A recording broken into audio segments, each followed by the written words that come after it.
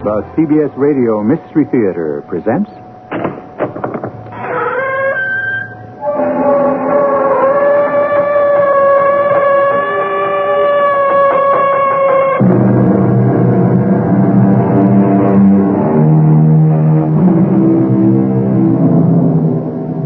Come in. Welcome. I'm E.G. Marshall. What is a fairy tale? Suppose we say it's a beautiful little story that could never happen. For instance, Cinderella. Impossible. Why? Because of suddenly materializing fairy godmothers? No. Because of pumpkins that turn into coaches and vice versa? Definitely not. All of these are perfectly reasonable. What makes the story a fairy tale is the fact that royal princes do not marry kitchen maids. In real life. I want you out of this house at once. Oh, please don't. I have no place to go. That's no concern of mine. Get out before I throw you out. Oh, I hate you. Your feelings are of no account to me. I wish you a fate worse than death. I'm sure you do. Oh, you're thinking a low, common, ignorant servant girl. What harm can she do? Well, I'll find a way. I swear to you, I'll find a way.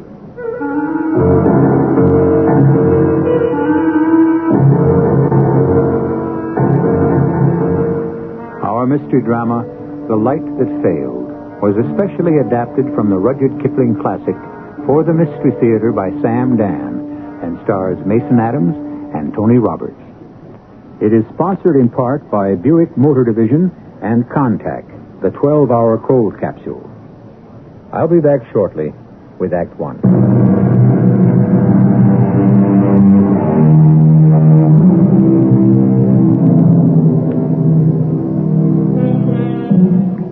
A story is many things to many people. The truth is that stories have lives of their very own. Sometimes the finished work may even baffle the author. Let us consider a work by Rudyard Kipling. If he were alive today, he might say, "What's going on here?" Well, Rudyard, what's going on is what you put in. However, we have taken the same poetic license with your story that you took with life. So, the time is 1882. The place is what used to be called the Anglo-Egyptian Sudan. The narrator is Gilbert Torpenhau, a foreign correspondent for a string of British newspapers. I first met Dick Heldar in what was supposed to be the safety of the interior of a hollow square. You know, that's how the troops line up to repel an attack from all sides. The war correspondents, the doctor, all the folk who were useless during combat found themselves in the middle. But the crazed and fanatic followers of the Mahdi had broken through at several points, and so all of us had to pick up weapons and fight for our lives. I was standing shoulder to shoulder with a young man about my own age, and both of us were hacking away with sabers for dear life. Look out! I got him! On your left! I see him! Don't pull your arm back so far! What did you say? Duck! Above my arm! You exposed too much of yourself! Thanks. Look out! We'll get out. On your right! On your right! But I was too late. A huge tribesman, bleeding from a multitude of wounds, had brought a heavy sword down across the young man's head. But only because the native was mortally wounded had the sword turned in his hand so that the young man caught flat of it instead of the edge.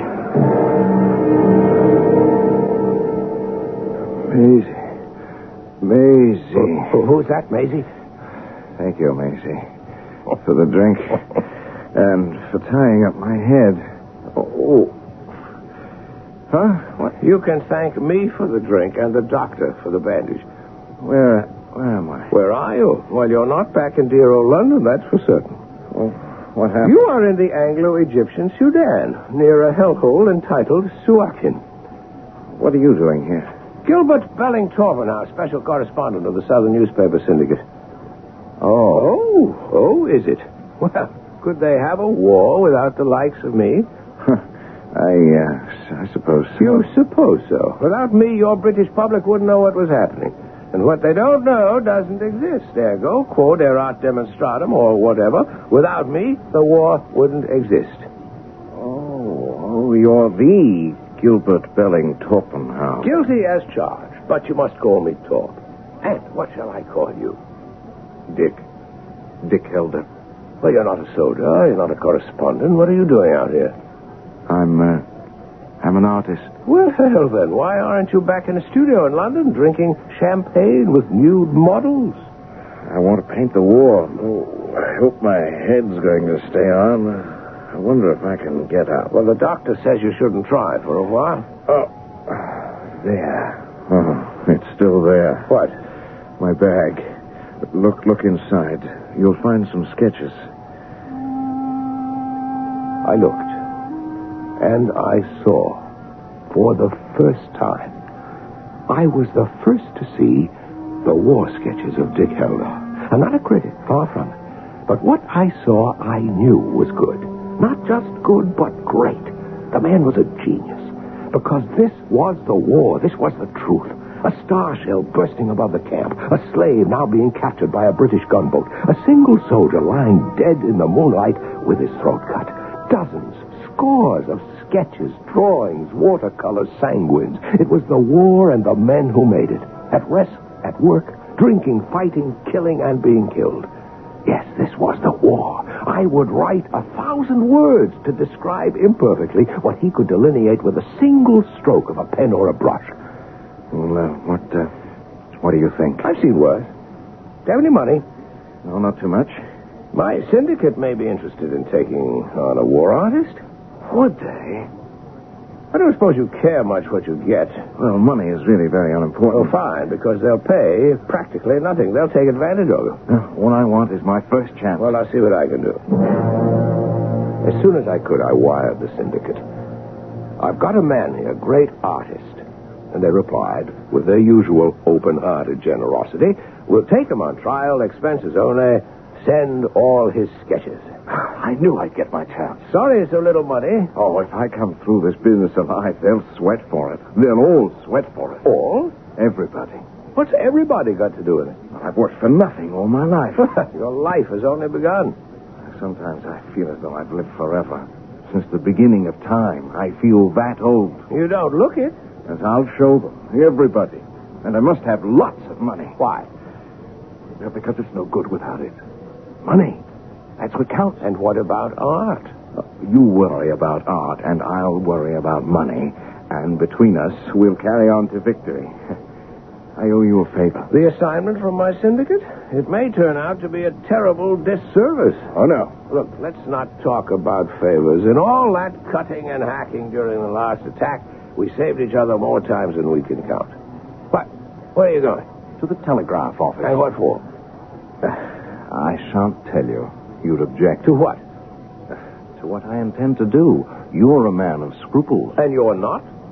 I am an artist. Which means what? I do what has to be done. You have a bottle of whiskey your uncle sent you from London. The doctor says it's too soon after your clout across the head for you to think of whiskey. It isn't for me. It's for someone else.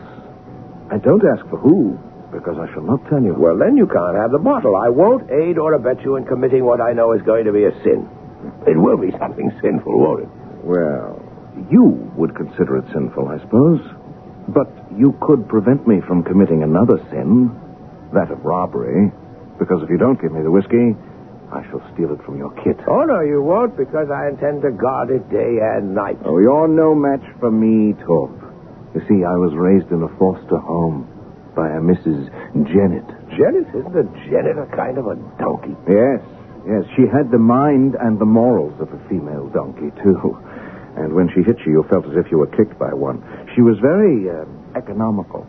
So Maisie and Maisie, I've heard that name before. Another little foster girl. We helped each other survive by stealing food under Mrs. Jennett's nose. And what happened to Maisie? I could probably steal that bottle of whiskey from your kit while you're looking at me. All right, take it. I'm doing this for you. I shudder to think of it. A rather odd one, that Dick Heldar. But he was a genius. And that sort has to be human. And Maisie. Who was Maisie? Hers was the name that he kept repeating while he was delirious. Well, I'd get that out of him eventually. But now for the present problem. Why did he want to bring a bottle of whiskey to the telegraph office? I decided to see for myself. Hello, Torp. Just in time. He's out cold. Why did you want to get the telegraph operator drunk? So I could get these What's that? papers. Trelawney's dispatches. The exclusive interview with Lord Kitchener. We're in luck. Our friend on the floor hasn't sent him yet. Read him. That's not really ethical. It's not ethical, or it's not really ethical. Well, they belong to Trelawney. Or what right is Trelawney to an exclusive interview with the Commander-in-Chief? What right is Trelawney to be here in the first place? Why, the man can hardly write his name. But still, It's only because Trelawney Sr. is a high muck-a-muck in the War Office. Influence. I can't steal it and say Kitchener gave me the interview. No, but you can read it, you can make sense of it, you can extract the facts from it, and you can send it out as your impressions of the progress of the war. Oh, now, Dick. And Kitchener will say, who is this Torpenhau with his fantastic insight into my very own brain? You tempt me. If Trelawney were actually a war correspondent, if he deserved to be considered a writer. Besides, all's fair in love and war. I confess I didn't need too much more convincing. I thoroughly despised Malcolm Trelawney. I must say the article that appeared under my byline the following week was the making of me as a correspondent. Till this point, I was young and promising. Now, I had arrived. I was mature, a great practitioner of my art, and, heaven forgive me, I ate it up. But this isn't my story, it's Dick Heldar's. So, the war ended. We were all sent home. Dick had also achieved fame. His war sketches had caught the public fancy. We took rooms together in Mayfair. I shall have my share of the rent before the week's out. Wish you wouldn't worry about it. You have a reputation. You can sell anything you do from here on. You'll make a fortune. I already have a fortune. You do? All those sketches. Close to 150. They're mine. I can sell them immediately. Well, Dick. Now, Dick, what? I already can count on 15,000 pounds. What do you think 15,000 is too optimistic? No, it may even be on the low side. Oh, well, then what are you talking about? It's probably some acquaintance or other stopping in for a drink. Yes, sir. You do live on a high floor. 7 stories high, but 7 is a lucky number. My stars, I must say so. Have I the honor of addressing Mr. Dick Heldar? Well, the honor is dubious. Enter. My name is Hubertus Valdemar. I am the head of the Southern Newspaper Syndicate. Oh, a man I most devoutly wish to see. Have a chair, Mr. Valdemar. Valdemar. V-A-L-D. Yes, that's what I said. Valdemar. This is Mr. Torpenhau. Ah, yes. I also admire Mr. Torpenhau. I am here, Mr. Heldar, to discuss our future business relationships. Well, any future relationship must necessarily be more expensive than the past. Oh, you'll find us most generous. I hope so. I haven't up until now. Incidentally, be good enough to send my sketches to this address. Your sketches? By actual count, 150. Oh, Mr. Heldar, that cannot be done. It cannot? Since there was no specified agreement at the outset, the sketches become syndicate property as a matter of course. Those sketches belong to me. But a legal evaluation... The devil with your legality, Mr. Valdemar. Valdemar. You paid me the lowest rate in the world. Nothing. You can't keep those sketches. Good Lord, man, they're all I have. Talk. Can he do it? Well, it's a rather cold-blooded steal on his part, but yes, Dick, he can do it. I'll have his blood first. Careful, Dick. Remember, we're not back in the Sudan. Sir, you will give me back my pictures. I believe it's time I was on my way. Sit down. How dare you take your hands off me? Dick, you can't simply... I don't know quite what to do with you. Of course, you're a thief, and you ought to be whipped. Take your hands off me. I'll shout for help. You're 7 stories high. My goodness, Torp, you wouldn't believe the fat on this one. You were going to steal those things from me, which are as my heart's blood. You, who don't know when you will die. Die? Write a note to your office. Order them to give Mr. Torpenhau my sketches. Every one of them. You have no right to steal. Oh, no. Only you do. Write the note, or I shall strip off your hide. Dick, you can't do that. Oh, can't I? Watch closely. I learned how. I can't let you do that. Do you want to fight me for it, all? Dick. Should one of us be compelled to kill the other just because of this thieving jackal?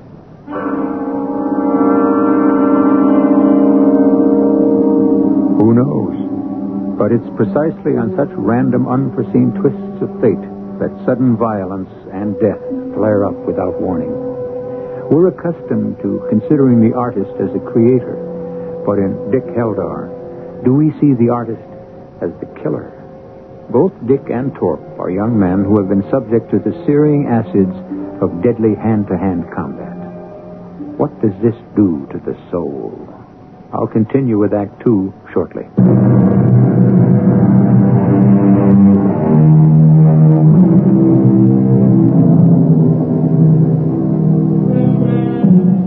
To whom does the work of art belong? To the man who made it, or to the man who bought it? This is a question that has occasioned considerable grief in this world and is about to add a bit more as we resume our drama. Dick Heldar, the painter, wants his pictures. Mr. Valdemar, the publisher, claims he bought them. An old argument. But a razor-sharp knife has appeared in Dick's hand, and we may have a new solution to the problem. He'll kill me, this maniac. He'll kill me. I must remind you once again, Dick, we're not back in the Sudan. Oh, we're always in the Sudan, Torp. Here the violence is better bred, hidden deeper, camouflaged more cleverly. But where is the real difference?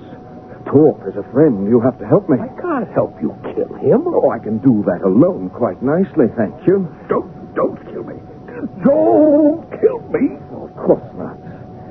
Hand him the pen and paper, Torp. Now, Mr. Valdemar, you will write a note to your office and order them to give Mr. Torpenhau my sketches. He didn't say a word. He looked deep into Dick's eyes, and there he saw death.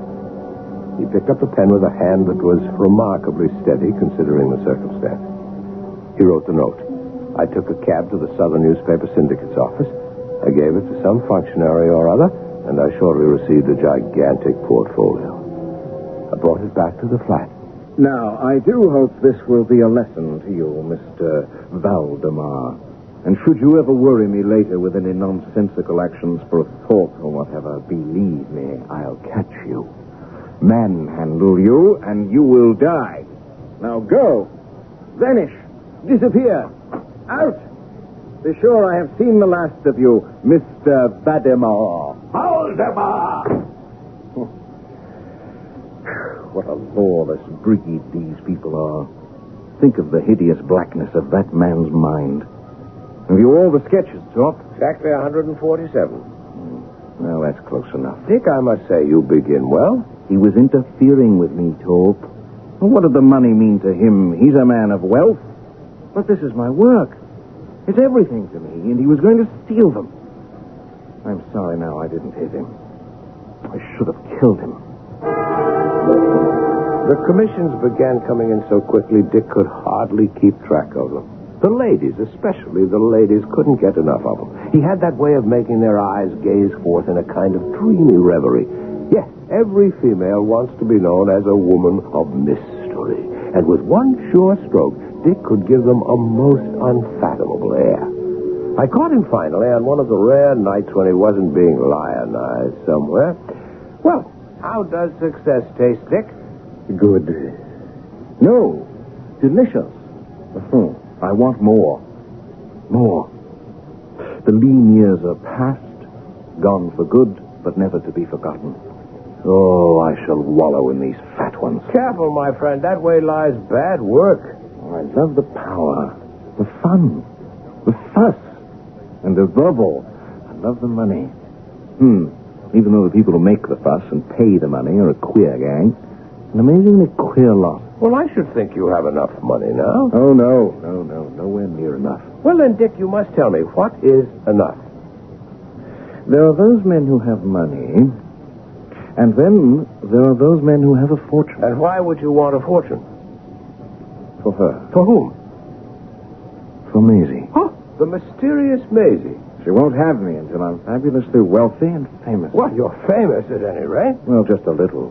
We need the test of time for that. And where is Maisie? I don't know. We were both boarded children at Mrs. Jennett's. I fell in love with her. Did she fall in love with you? She said she would, in time. If I became rich and famous, then she would seek me out. I'm surprised she hasn't so far.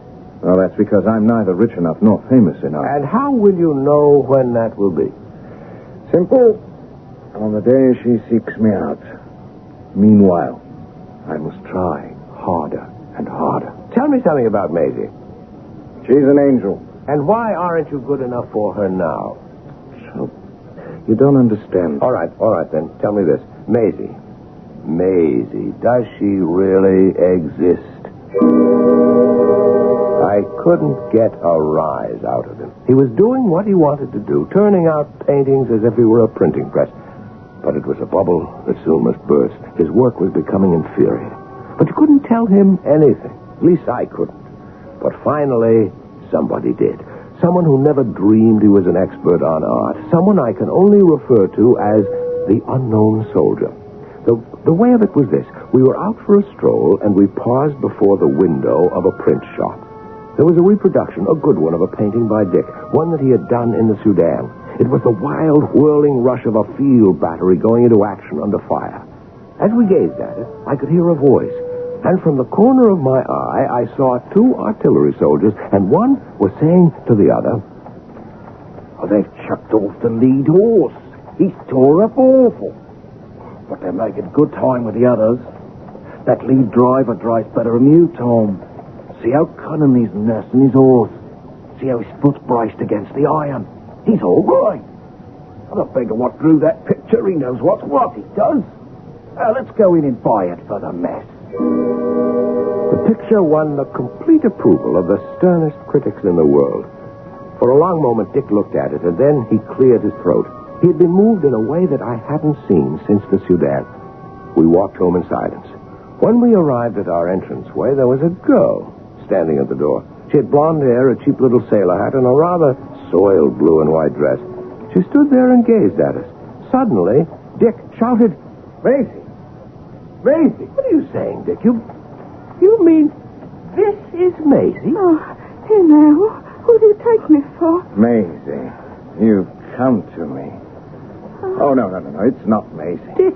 She looks exactly like Maisie. Who are you, girl? Who are you? She's going to faint, Dick. Don't let her fall.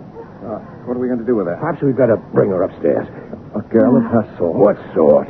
Well, isn't it obvious? And she must be drunk. No, I'd say she's hungry. She's starved. Oh, still, it's out of the question. All right. Yes, bring her up. She'll model for me. Yes, this is going to be my masterpiece. I won't title it. But Maisie will see it and know who it's meant to be. Torp, this girl was sent from heaven. I must put her on canvas. Are you feeling better? Oh, yes, thank you. There aren't many gentlemen that are as kind as you are. Thank you. When did you leave service? Oh, well, how'd you know I was in service? With your scarred and chapped hands. Oh, I didn't like it. Turn your face to the window. What for? Because I say so.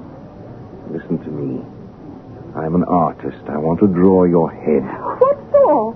Because it's pretty. Huh? That's why you shall come here 3 times a week, and just for sitting still, I shall give you 3 quid each Friday.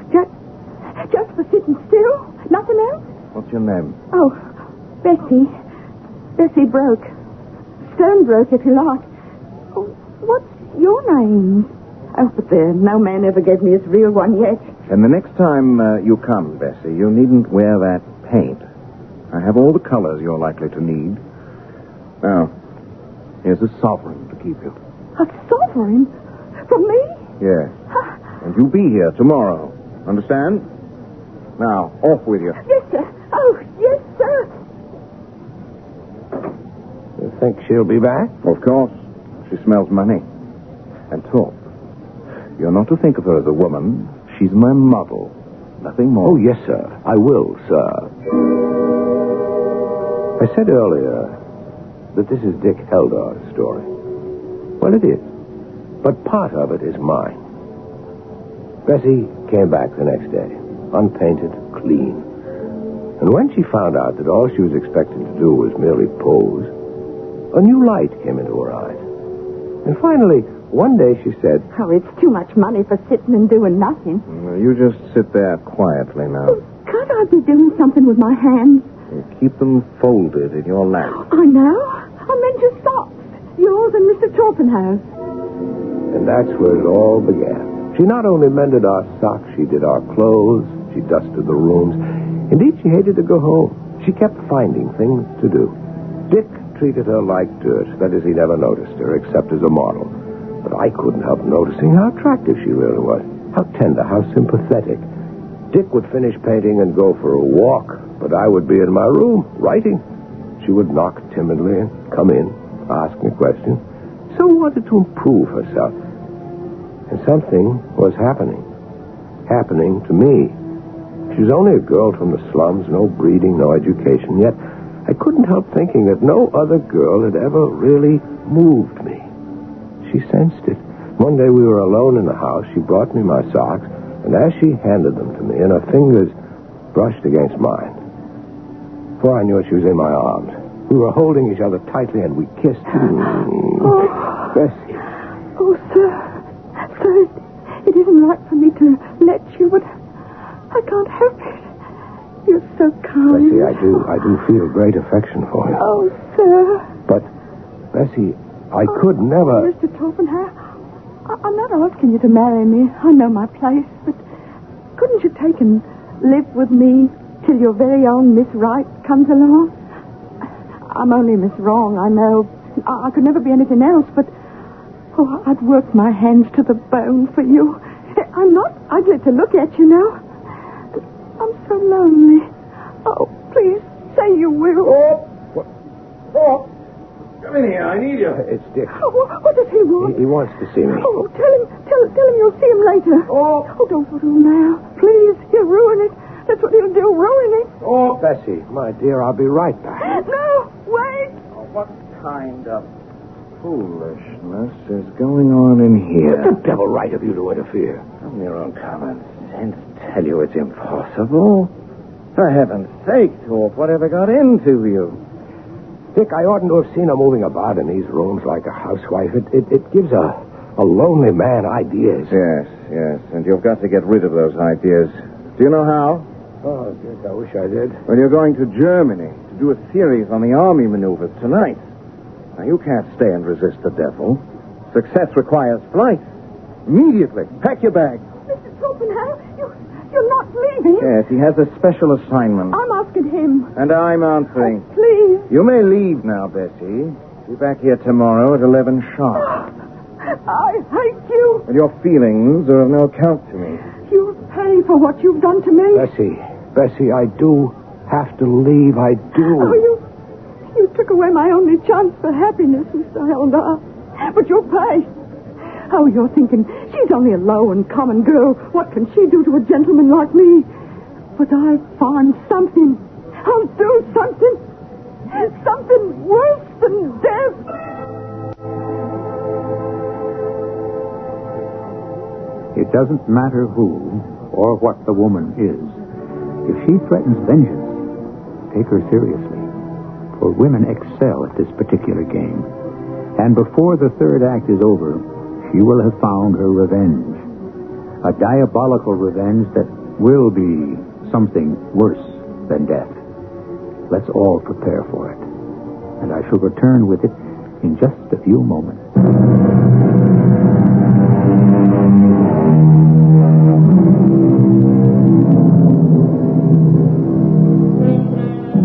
A fate worse than death. What could be a fate worse than death? That depends on who you are. Before we speculate further, let us remember that the threat has been made by a very insignificant low-class servant girl.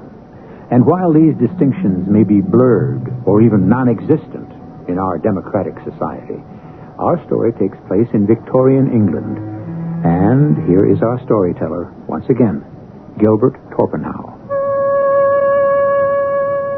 Well, of course it was madness on my part. Complete madness, a sudden seizure. How could I possibly marry a girl like Bessie? After a few days, I returned home. I didn't know what to expect. But there was Bessie posing as if nothing had happened. And there was Dick painting as usual. Dick, it's magnificent. Quiet. I have to catch this little shot. But I can't be quiet. I can't. This is Bessie. Oh, no. No, it's Maisie. It's Maisie. You haven't painted like this since the Sudan. You didn't paint like this even in the Sudan. This is a masterpiece. Oh, confound you, Torp. You've broken my concentration. Oh, Bessie. Hello, Bessie. Be here 11 sharp tomorrow, you hear? Doesn't say much, does she? No. And it's a blessed relief. Oh, how she must hate us both. Doesn't matter.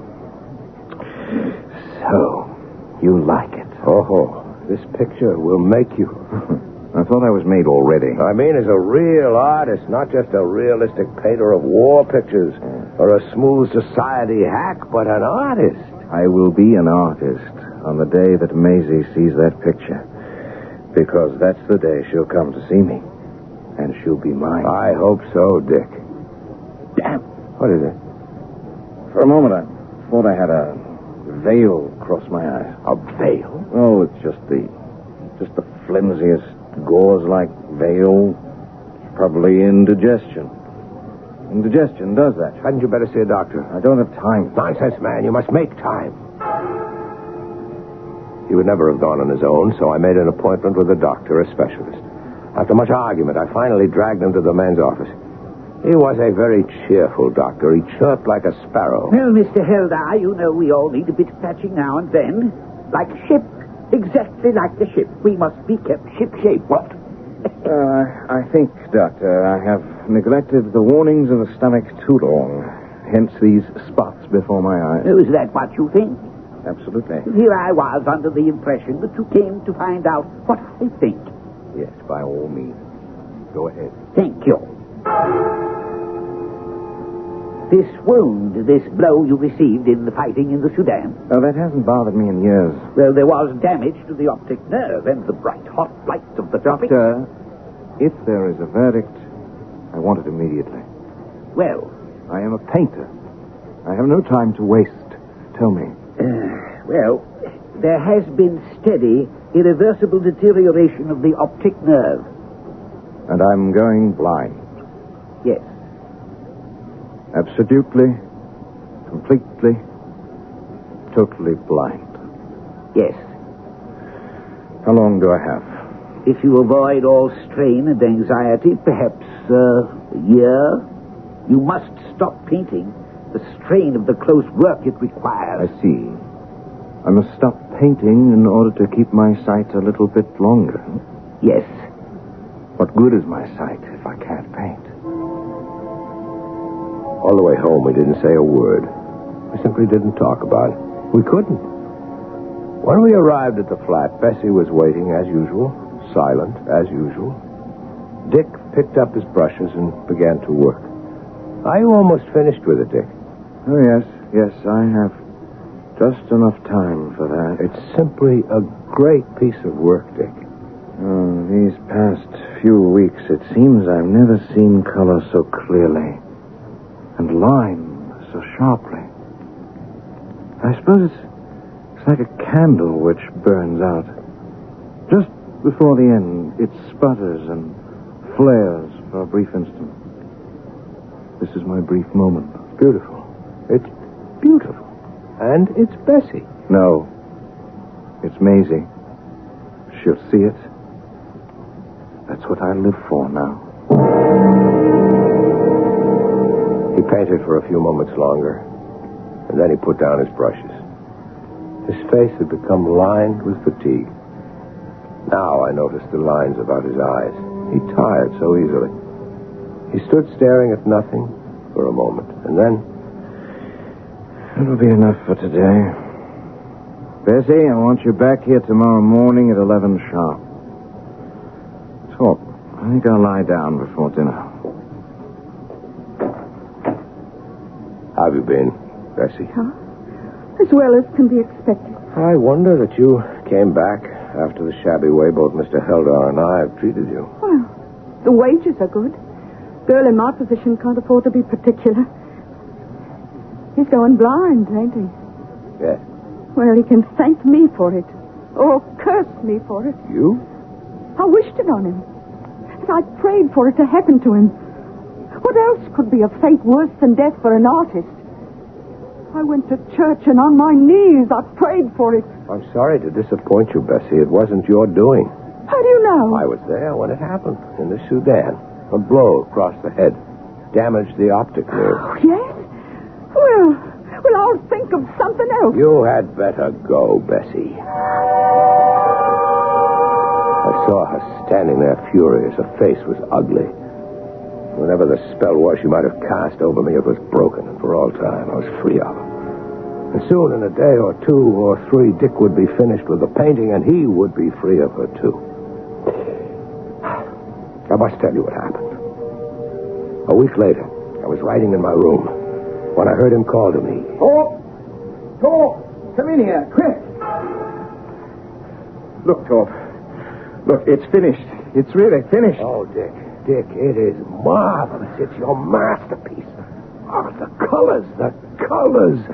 Tell me about the color. See for yourself. They're remarkably brilliant. I can't see for myself. I can't. Dick. I'm blind, Torp. I'm completely blind. I drew the last stroke of a brush as I signed my name, and the light left my eyes. The light failed. It failed me. Oh, Dick, how can I? No tears. Only blindness. We've seen worse, haven't we, old friend? Will you sort of guide me to my room and help me to lie down? I'm not used to being without my eyes. Just yet. Oh, Bessie. We're finished. Thorpe, write her a check for £20. £20? Yes. She was a good model. Come, I have the checkbook in my room. Goodbye, Bessie. Goodbye, Mr. Heldar. Come, Thorpe. I must lie down. I'm so tired. Oh, that's it, Thorpe. Oh, I can stretch out. It's so good to know it's done. Now, look, tomorrow, you're to take it to the Stetson Gallery. Yes, of course, Dick. Word of it will get to Maisie. I'm sure. And cover the picture. Yes. Oh, wake me for dinner. We must celebrate. Champagne. Yes, of course. I left him sleeping on his bed and walked back into the studio. I stood in the doorway and looked at the painting. For just a moment, an isolated moment, I refused to believe what I was seeing. She was standing there with a bottle of turpentine in one hand and a palette knife in the other. She was throwing the turpentine onto the picture and scraping away with the knife. And then, like one awake suddenly from a trance, I ran to her. But it was too late. Even as I grabbed her hands and knocked away the bottle and the knife, I could see the painting was formed, scarred, a muddle of crazy colors. I was ready to kill her. You raise a hand to me, and I'll scream. Scream away, you slut! I'll scream what I've done to his precious picture. He'd like that, wouldn't he? Why, you... He was never found out, right? Never. How could you do Why that? not? I said I wished him a fate worse than death. Well, maybe he don't know it, but he's got it. He's got it. And what have you got, you poor demented creature? Oh, you What'll can't. become of you now? You'll go back to the gutter. He said you was to give me £20. Yes, I will. And when that's done... I'll find another gentleman. Will you? I'll still have my looks. Do you? Look at yourself in the mirror. Go ahead. Look. Oh, look. What What happened to the picture? A twisted, ugly mass. Who'd want you now for anything at all? You'll die in the gutter. Oh, no, I didn't mean to. I was so... Oh, please. Dick, look out. You'll stumble over that chair. Here, let me hold your arm. It's Maisie. She's here, isn't she? Maisie, you've come. I know it. As soon as the picture was finished, you'd come. You couldn't keep away. Dick, let me help you sit down. Maisie. Oh, well, Maisie. I've just heard a voice in here. Maisie. What do you think of your portrait? Maisie. Dick. No.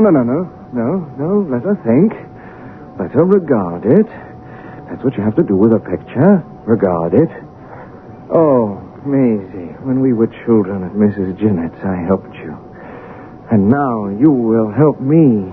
Oh, my darling. I have enough money. Enough to keep us happy for the rest of our lives. Maisie, I'll be so good to you. And you'll be so good to me. Maisie, speak to me. Say you will. Say it. Say that you've come to me. At last. Oh, Maisie, I've waited a lifetime for you. I'd all but given up hope. But I knew if I poured out my soul over this portrait, you would come to me. Tell me you've come to me. Tell me. Yes, Dick. I've come to you.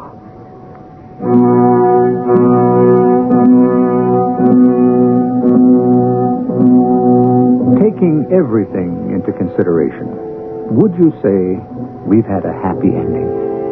It's a complex situation, almost as complicated as happiness itself.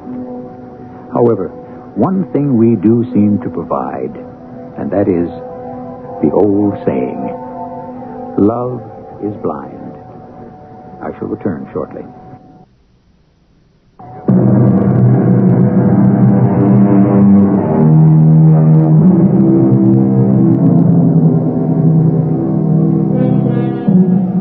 We said this would be a fairy tale, and it is. The handsome prince, and Dick was certainly handsome, and a prince, of painting, at any rate. He did marry the little servant girl. At least I think they married. Living together, unblessed by clergy, was in those days a scandal. I don't know how things worked out. After all, you have imagination, too. Our cast included Tony Roberts, Mason Adams, Bryna Rayburn, and Jackson Beck. The entire production was under the direction of Hyman Brown. And now, a preview of our next tale. You see those bright green spots scattered thickly over it? Yes. Yes, they seem more fertile than the rest. Well, you might say that. But in reality, that's the great Grimpen Mire. One false step for man or beast, and you die slowly and agonizingly in the quicksand. An awful place, Doctor. And yet, I find my way to the very heart of it safely. Why would you want to go to such a place? That's where the rarest plants and butterflies are. And I have the wit to reach them. Good Lord, what was that? The natives say it's the hound of the Baskervilles calling for its prey. You don't believe that, do you? Perhaps it's the mud settling in the bog. Radio Mystery Theater was sponsored in part by X-Lax. This is E.G. Marshall inviting you to return to our Mystery Theater for another adventure in the macabre. Until next time, pleasant dreams.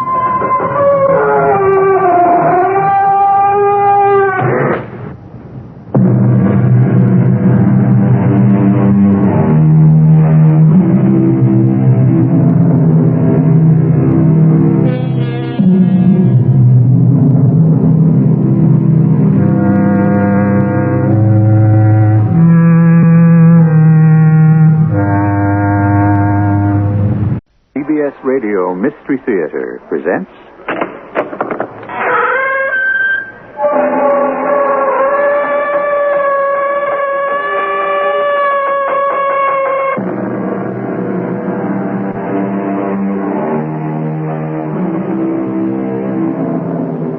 Come in.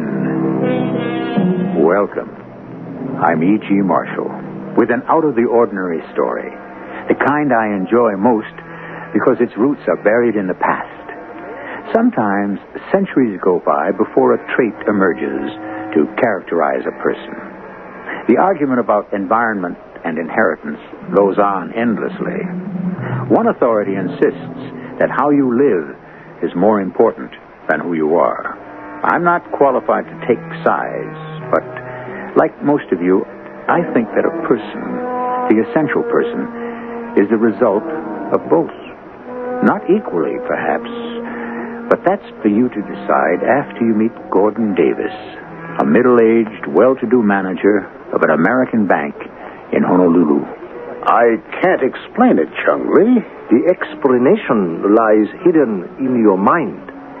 That is why you imagine you saw that open grave.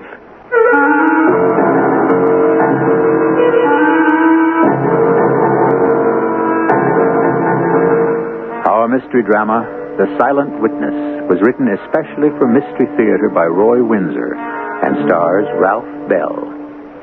It is sponsored in part by Buick Motor Division and X-Lax. I'll be back shortly with Act One.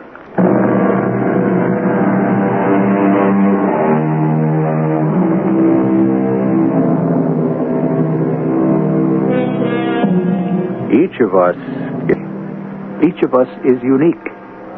That's obvious, I suppose, but I've often thought about how different one of us is from another.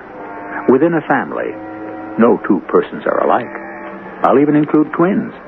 In one pair that I know, Susan is a dancer in a Paris chorus line. Paula has entered a convent. How do you explain that?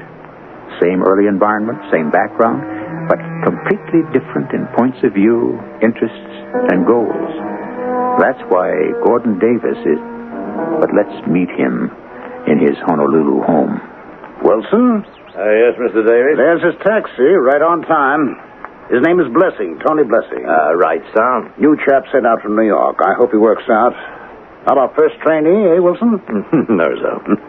Well, I'll chat with him until you announce dinner. Is the wine chilled? Yes, sir. And I said I'd cocktail glasses and canapes on the veranda. Good. Well, show the young man in and bring him out. I'll ice the glasses.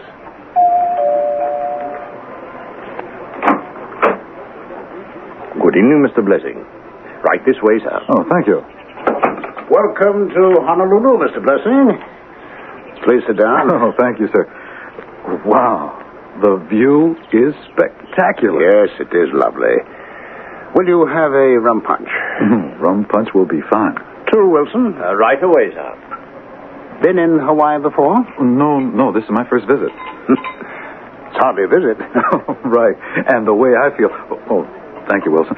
The way I feel already, I think I'd like to stay here forever.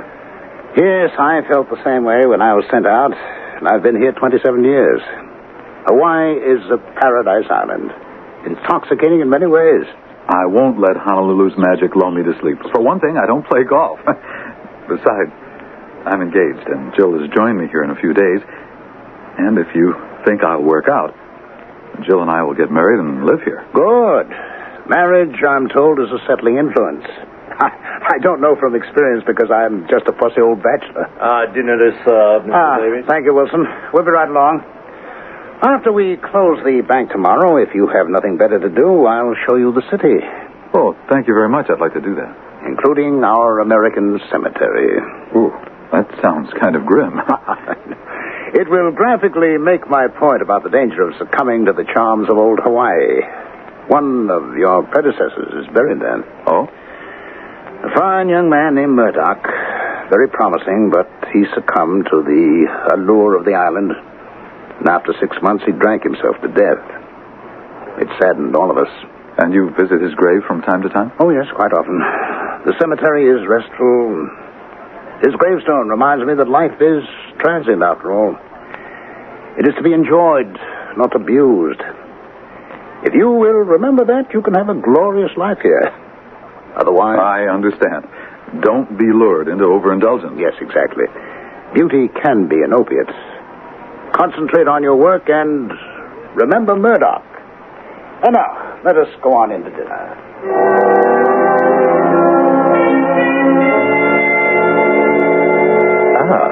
Davis, prompt as usual. Join me. Hello, Chumley. Anything special for lunch? Oh, here at the outpost, as you know, the menu varies no more than our even climate. Monday means squid. Well, I think not. A lamb chop will do for me. Did you have a pleasant weekend? Yes, one day is like another. My son and his family paid us a visit. His young boy is distracting. He is determined to become the first Chinese-American baseball star. I pray that it is soon. How old is he? He's 9. And each time he visits us, he breaks a window. It is a joy to say goodbye to him. And you? Did Mr. Blessing arrive? Yesterday. Will he do? I hope so. He's personable and intelligent.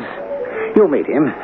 Then if you agree with my judgment of him, I'll propose him for membership in the outpost. Oh, we'll gladly co-sponsor him. More and more, the club becomes a retreat for the elderly. It needs new members.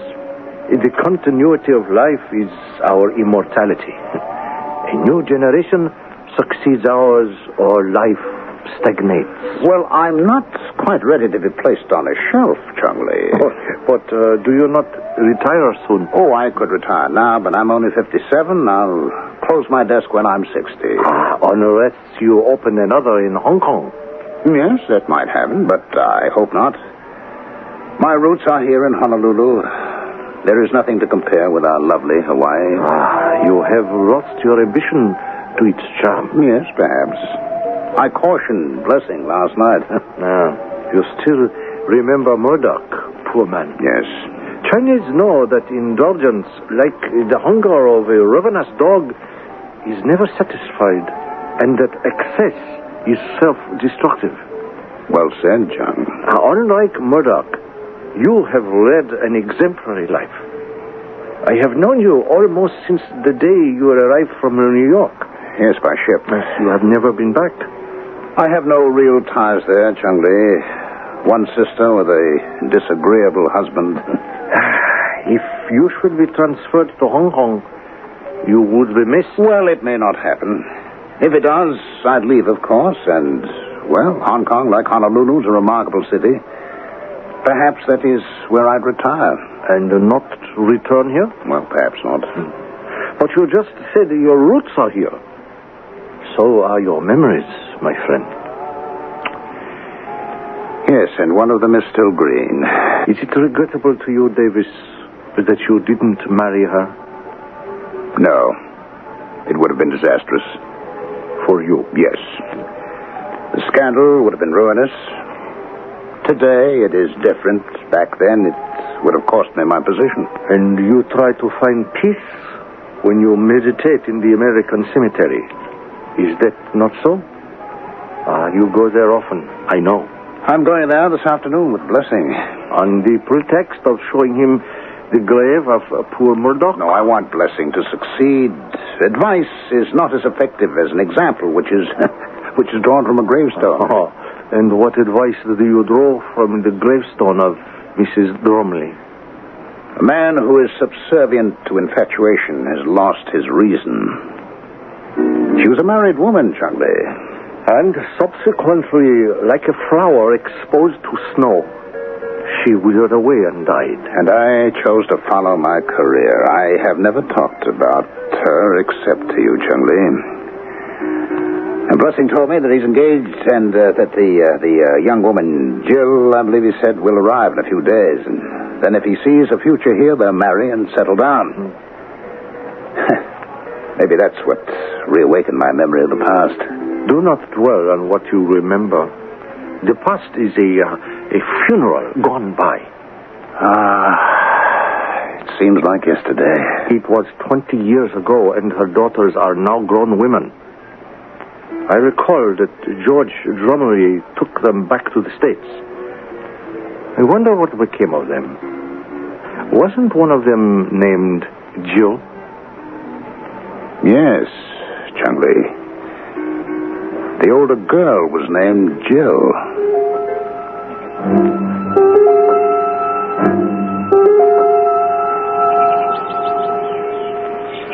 It's very attractive, Mr. Davis. Neat and well kept. Thank you. Tony, if I may. Oh, certainly, sir. And drop this. No need for it. At the bank, I'm Mr. Davis, but away from it, my name is Gordon. All right? Sure. Yes, I'm proud of this cemetery. Proud? Well, that's an unusual word. Oh, yes, but appropriate. As you can see, it's in a valuable part of the city. About 2 years ago, an attempt was made to relocate it, but I fought the developer, and with the prestige of the bank behind me, I won. So here, and still in peace, rest the bones of the missionaries, long dead, and many members of our American colony. Meaning those born in the States? Yes, of course, because all of us here are Americans, you know. And this is the final resting place of Willard Murdoch? Yes. Why wasn't his body sent back to his home? Because among his few papers was a request that he be buried in Honolulu. Ah, I see. He was well liked, and we gave him quite an elaborate funeral. His family bought the gravestone. And he died from overindulgence? He lived beyond his means. Remember that, and remember what Now, who has died? Pardon? There. It's a new grave. It is? Well, don't you see that hole in the ground? What else could it be? And there's a gravedigger. I must find out who died. Gravedigger? What the devil? Well, I must need glasses. Or is he seeing things?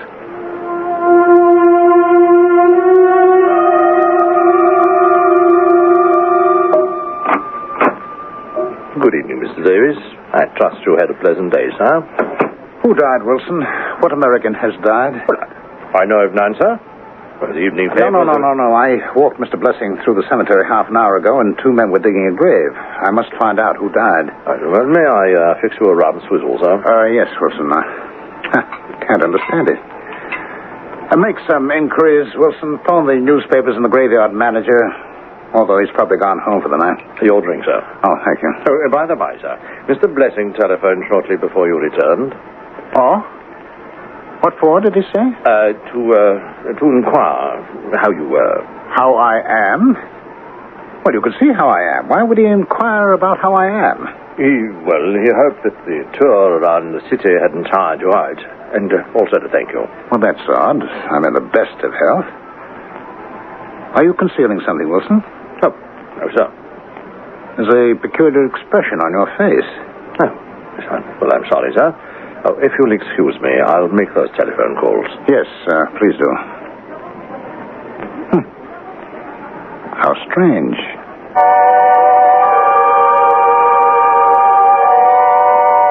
How strange indeed.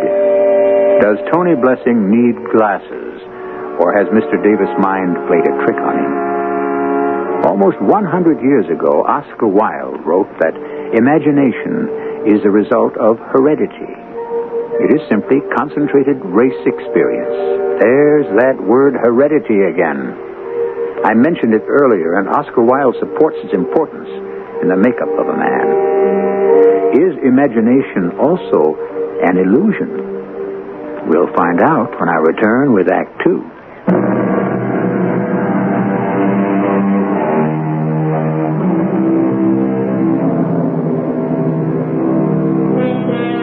The mind plays tricks on us. From what Tony Blessing said about Mr. Davis seeing things, it would seem that he saw something that wasn't there. But an open grave? According to definition, an hallucination is the perception of objects with no reality. Is that what happened to Gordon Davis? It's the next morning. Shall I serve breakfast now, or will you first see Mr. Luke, sir? Luke? He's here? Well, I reached him early this morning, and he said he'd look in on his way to the cemetery. Oh, that's very thoughtful of him. Yes, ask him to come in and bring another cup, please. He might like a cup of coffee. Very good, sir. He will see you now, Mr. Luke. All right. Will you have a cup of coffee? Oh, sure, thanks. That's well. Go right in, Mr. Luke. Okay. Good morning, Mr. Luke. Oh, morning. Sit down. You will have some coffee? Oh, yes, sir. Wilson asked me. And did he tell you why I wanted to talk with you? Oh, something about a new grave. Is that right, sir? Yes. You know my interest in the American cemetery. Oh, yes, sir. All of us do. We keep it real nice, thanks to you. Nothing's run down, and we place fresh flowers on that one grave every week. Yes, it always looks well cared for. I want it kept that way. I understand, Mr. Davis. Your coffee, Mr. Luke. Oh, thank you. Now, about that new grave, Mr. Davis. Mr. Blessing, he's my new assistant at the bank. Blessing and I strolled through the cemetery yesterday afternoon, and 2 men were digging a grave. I spoke to them, but they spoke only Chinese, so we could not communicate. Oh, where was this? It's about 100 feet from the gravel path and close to the plot-marked Willoughby. The one with the sonnet birds on top of the upright slab. Oh, yeah, I know it. And 2 Chinese were digging a fresh grave there. I pointed it out to Blessing and went over to it. Mr. Blessing saw it too, huh? Do you question what we saw, Mr. Luke? Well, begging your pardon, sir. Yes, I do. Why? Well, because the last grave we dug there was for old Mr. Appleton, and that was over a month ago. You must be mistaken, Mr. Luke. I saw a newly dug grave, and I spoke to the 2 Chinese gravediggers. Well, sir, I won't question what you think you saw, but I never heard of these Chinese gravediggers, and I swear to you, in the entire cemetery, well, there isn't a newly dug grave.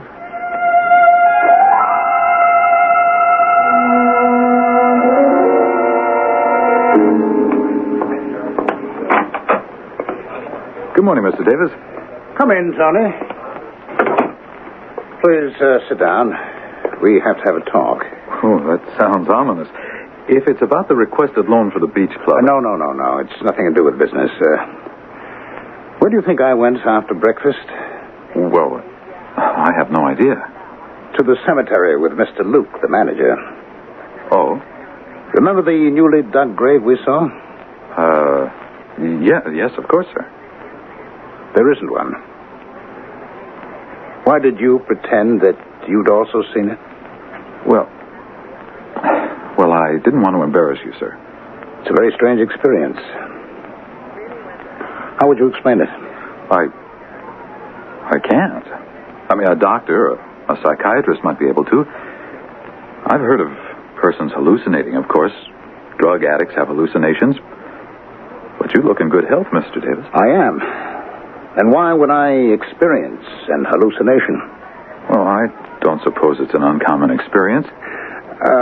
By the way, would you have lunch with me today? Yes, thank you. I want to introduce you to the Outpost. It's a very nice private club. Inexpensive, and the food's quite good. You might just want to become a member sometime. All right. And I want to introduce you to Chung Leung. He's about my best friend, and he's a very good customer at the bank. Perhaps the legendary wisdom of the East can explain that hallucination of mine.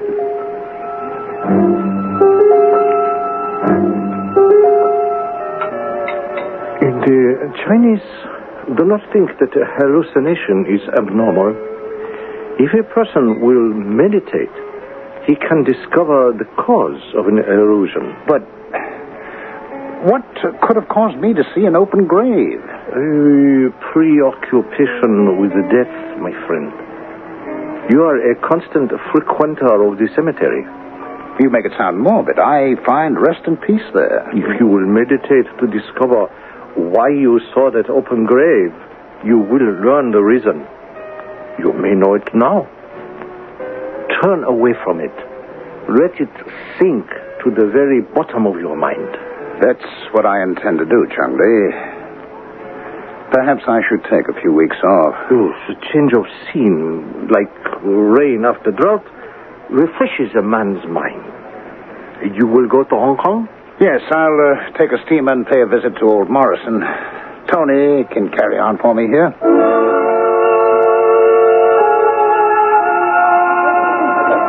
Jill! Darling. Oh, let me look at you.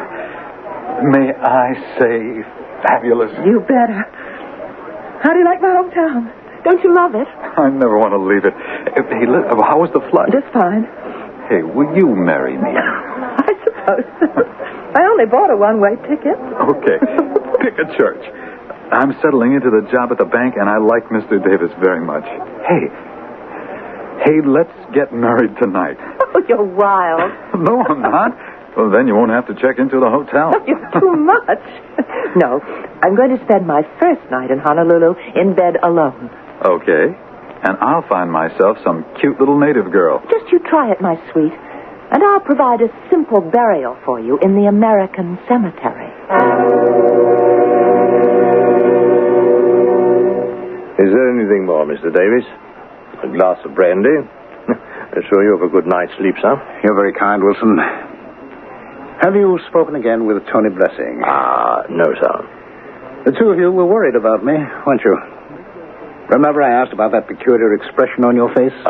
Yes, you did worry us, and Mr. Luke was... Yes, Mr. Luke. You should have seen his eyes when I said I'd seen that open grave. Well, there is no open grave, Wilson. I had an hallucination. Not uncommon, I'm told, and no cause for anxiety. Yes, well, I'm very glad, sir. Yes, so am I. In a way, a very unsettling experience. Well, a good night's rest, and you'll be like new tomorrow morning. I hope so. And, Wilson, I'm going on a trip for a few weeks. Oh, yes, sir? To Hong Kong to visit Mr. Morrison at our branch there. Well, a holiday sounds like a fine idea. And, why don't you close up shop and take a vacation of your own, eh? I thank you, sir. Well, good night, Wilson. It's early, I know, but I don't want to be disturbed. If anyone telephones, just say that I'm away, eh? Yes, sir. Good night. 7 in the morning as usual. 7 sharp. Good night.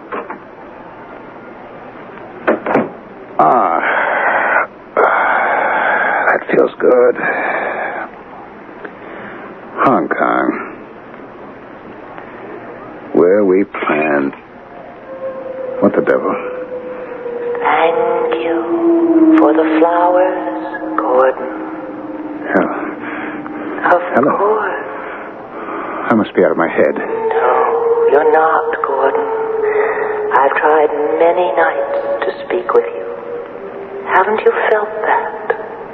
I fought against thinking about you, Helen. Why, Gordon?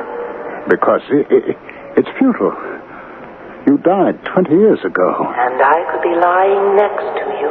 No. Right now. No. It's impossible. Has your career been worth it, Gordon? What do you see when you sit on your veranda, night after night, and look over the city with its lights winking like fireflies? I've never forgotten you. And I place flowers on your grave every week. I loved you very deeply. Then why, when your husband left you, did you take up with one dissolute after another? You became an unfit mother and lost your children to him. Why? Because you disclaimed me. And I loved only you. You became common, vulgar, drunken. I wanted to forget and to die. If you had spoken one kind word to me... The resulting scandal would have ruined me, Helen. You should have left the island with George. Instead, you chose to stay here and to die. I am content now. I've never stopped loving you. I need you still. That's an absurd thing to say. I'm sorry about the past, but I don't regret the decision I made all those years ago. Yesterday I had an hallucination. And tonight a visitation by a what? A ghost? Or are you in my mind? I'm leaving Hawaii as soon as I've made my arrangements. I know. There is one thing you don't know. And I don't intend to have you find it out. I know what that is too, Gordon. Good night, my dear. Good night.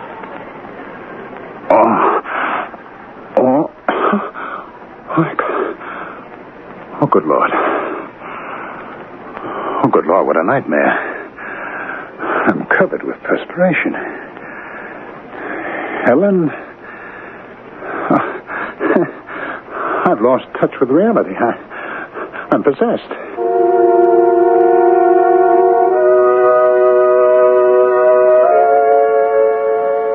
An old proverb holds that a guilty conscience needs no accuser. When you close your eyes at night to go to sleep, conscience comes awake. Here is Mr. Gordon Davis beset by a decision he made years ago to sacrifice love for a banking career, which has been highly successful. But what he did to Helen Drumley still haunts him. I'll return shortly with Act 3.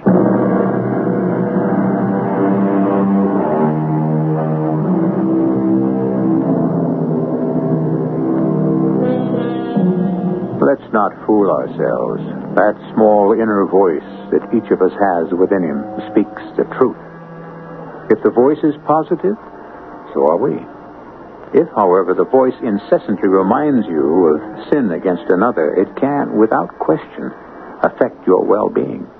That's why, in prayer, we ask for forgiveness and hope that it will be granted. The next morning, Tony raps on Mr. Davis' door. It's a lovely bank, Tony. Really, very attractive. Good morning, Mr. Davis. Good morning. I want you to meet my wife-to-be, Jill Trumley. Jill, Gordon Davis.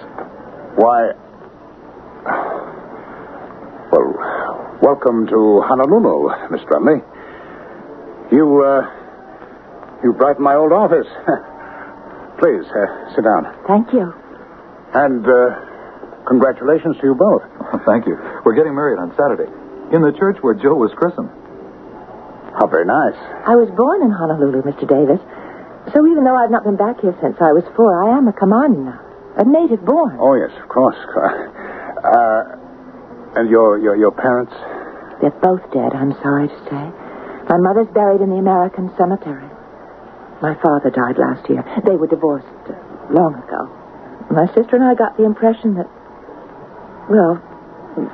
there was another man. My mother was a beautiful woman. I've got to track down that little mystery. Yes. Well, I wish both of you happiness. May I ask a favor, Mr. Davis? Would you consider being my best man at the wedding? I'd like nothing better, but I'm leaving Friday on the steamer for Hong Kong. Otherwise, Of course, I remember. Well, thank you. I'll get back to my desk. And I'm going to hunt for a place for us to live. Goodbye, Mr. Davis. Yes. Goodbye.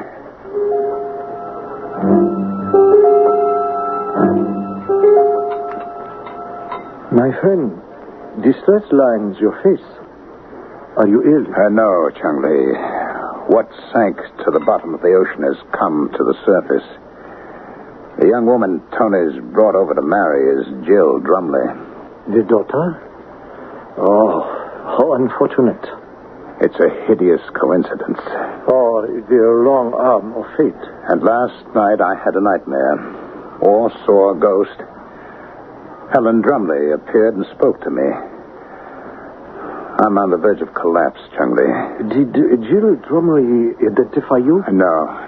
Drumley never talked to his daughters about Honolulu or what happened here.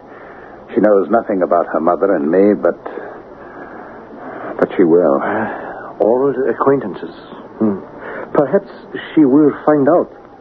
Yet nothing ever was proved.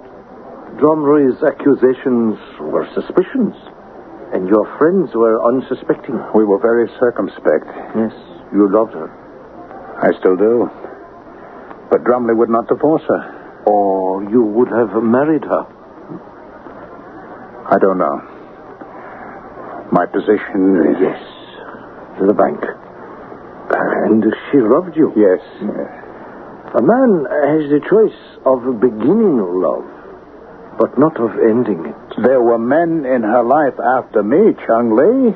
You say that to ease your conscience, my friend. The situation is intolerable. How can I face Tony every working day? It's an impossible situation. I'll go away for good. Where will you go? I don't know. I'll take early retirement. Is young Blessing qualified to replace you? Except for experience, yes. I will miss you, Gordon Davis. Fate, you said. Fate is capricious. What is written is written.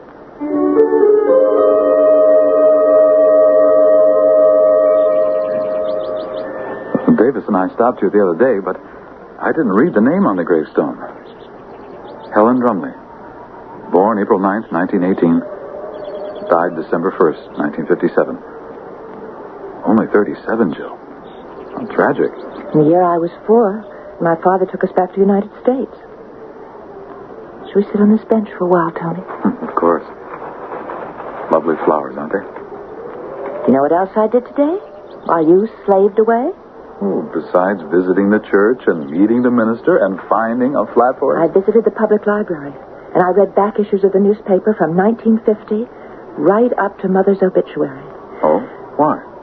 To find a clue to the person who broke my mother's heart. I see. And guess what I found? Go on. A society gossip column intimating that my parents were about to split because of an attractive and successful young banker. Oh, like me. Don't joke, I'm serious. Who could that young banker have been? Can you guess? Oh, good evening. Oh, hello. I'm just strolling through, are you? No, not exactly. My mother is buried here. Oh, you're the daughter, miss. Yes, I'm Jill Drumley. Who are you? Oh, Luke. I'm the manager of the cemetery. Oh, been here for years. I remember your mother. Beautiful woman. You look just like her, Miss Drumley. Thank you. Her grave has been well kept. Oh, we take good care of the entire cemetery, and we're well paid for it. Oh, Mr. Davis sees to that. He's the American banker. Just about the most prominent man in the city. Gordon Davis. Yes. This cemetery's kind of a hobby of his, if you know what I mean. No, I'm not sure I do. Well, to hear it's a little bit of the United States. I mean, we're all Americans here, to be sure, but this plot of land, Americans buried in it long before we became a state. Mr. Davis likes to see it kept up as part of history. Well, that's about as much as I know. And the beautiful flowers. Oh, I put them on Miss Drumley's grave once a week. Oh, and is that part of the perpetual care? Oh, no, miss. They're provided by Mr. Davis. They are? What? Do you know why? Oh, can't say that I do. Well, don't stay too long. I close the gates at 5:30. Gordon Davis. What are we going to do, Tony?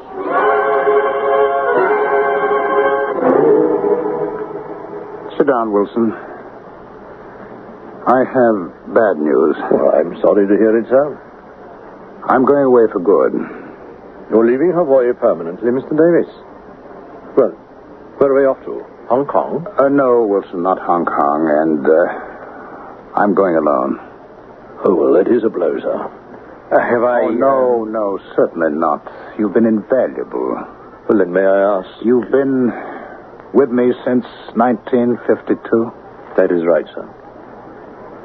Mr. Blessing is being married Saturday. Yes? To a young woman newly arrived from New York. Her name is Jill Drumley. Good heavens. It's an unbearable situation. Yes, I can see that. I killed her mother. But hardly, sir. Isn't that melodramatic? Could not have married her because she could not obtain a divorce. Because I did not want to be named in the suit and risk losing my position.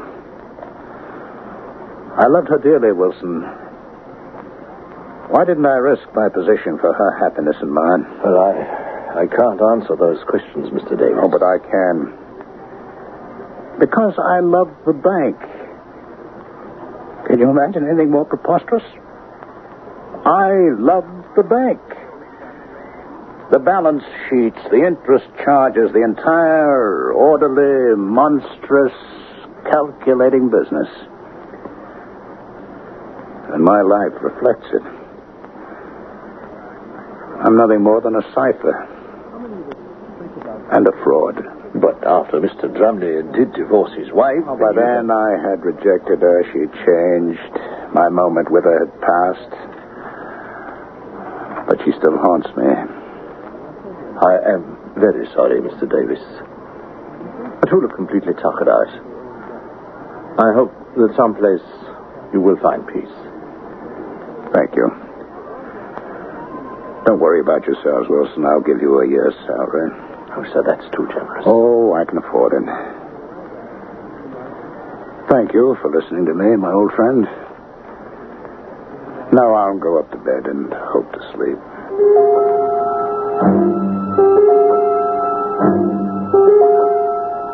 He destroyed my father's marriage. I wish he were dead. What do you want me to do, darling? Confront him and quit. Will you listen to reason? It's irrational to make accusations without proof. What about those newspaper reports? Gossip. All right, what about the weekly flowers he places on her grave? Why, out of all the persons buried there, would he select my mother's grave? Well, Davis may have loved your mother. Say that he did. Now, she was a beautiful woman, and many men may have loved her. Wait, no, okay. Don't interrupt. Did your father ever accuse Davis or any other man of adultery? No. Not that I know of. Did your mother ever profess loving Davis or any other man? But how would I know? Well, you don't. You can't hate Davis just because of a rumor or because of the flowers. Now, he's a disciplined, meticulous kind of man who might have adored your mother, but would have thought of telling her so. But then why did she die when she was only 37 years old? Tell me that. Honey, I haven't the vaguest, and it's so far in the past. Can't you forget it? No. I have to find out why my mother died of a broken heart. And who, may I ask, handed you that hackneyed old phrase? My father. That's all he'd ever say about my mother. He said it sadly, as if, in a way, it was partly his fault.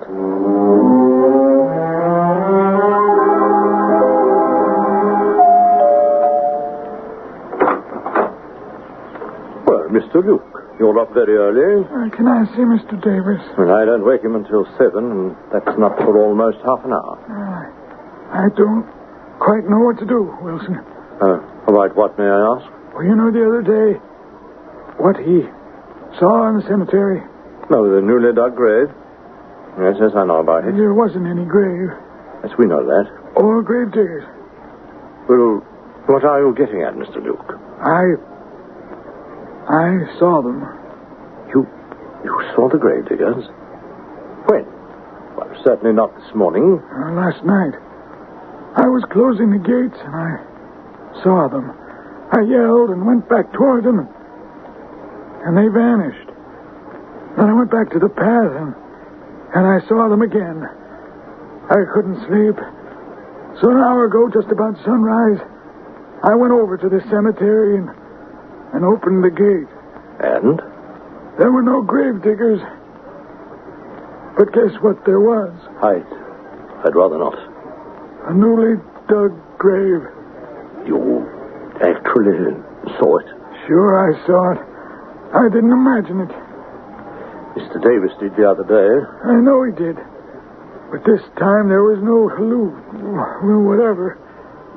It's a grave. And nobody's died. And nobody's ordered me to dig.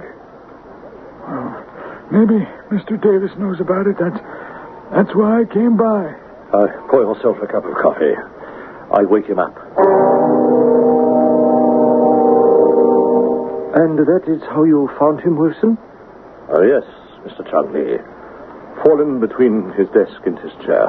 And this is his letter of resignation. And you, Miss Jill Drumley? Yes? May I ask how you know? I know your mother, and the resemblance is marked. What did the doctor say, Wilson? A massive cerebral hemorrhage, sir. The ambulance will be here shortly. Oh, I'm so sorry. I've only known him a short time, but I respected him and I'd grown fond of him. He was my good friend. He had a premonition of death. That hallucination about the new grave? It has been dug, Mr. Bressing. What? Mr. Rook confirms it. It was dug last night. I don't understand. Who ordered a grave to be dug? No one. Begging your pardon, that just doesn't make sense. It does to me. I'm convinced, don't ask me why, that Gordon Davis and my mother loved each other. He turned away, and she died of a broken heart. His conscience killed him. He willed his burial. But who dug the grave? It takes a couple of live men with spades to dig a grave. Are you certain, Mr. Bressing?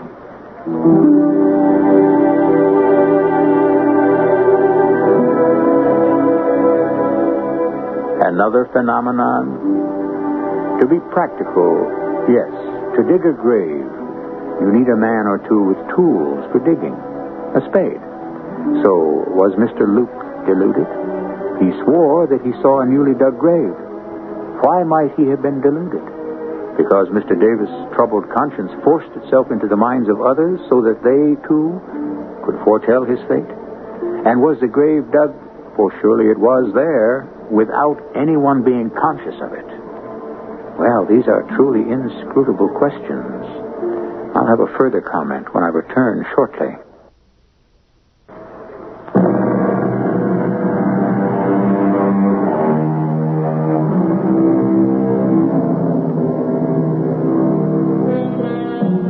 In the simplest terms, conscience, whether you heed it or not, is our guide. When we go against its dictates, we begin to accumulate a mind filled with already made decisions which, throughout our lives, are always there to haunt us. As Thomas Brown wrote 300 years ago, there is another man within me that's angry with me. It's conscience, of course. The silent witness. Our cast included Ralph Bell, Marion Seldes, Lloyd Battista, and Earl Hammond. The entire production was under the direction of Hyman Brown. Radio Mystery Theater was sponsored in part by X-Lax and Buick Motor Division. This is E.G. Marshall inviting you to return to our Mystery Theater for another adventure in the macabre. Until next time, pleasant dreams.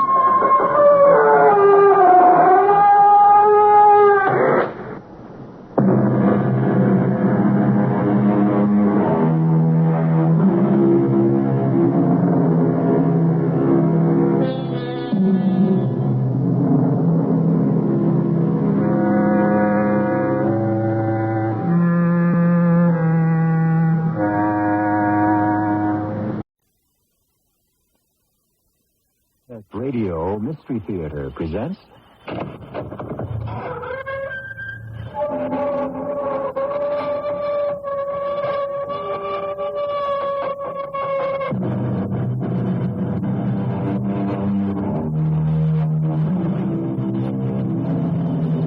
Come in.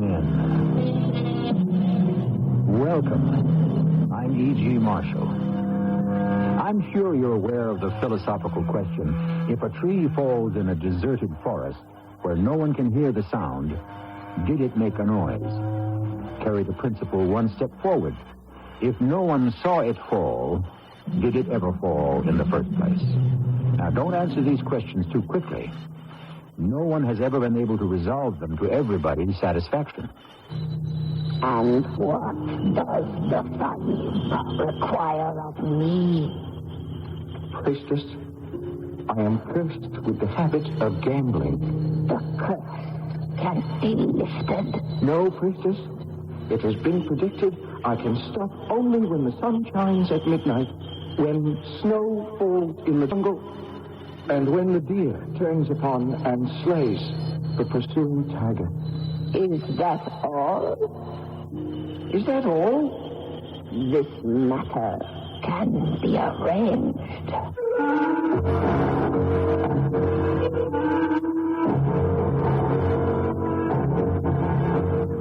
Our Mystery mystery drama, The Eye of the Idol, was written especially for the Mystery Theater by Sam Dan and stars Tony Roberts. I'll be back shortly with Act One.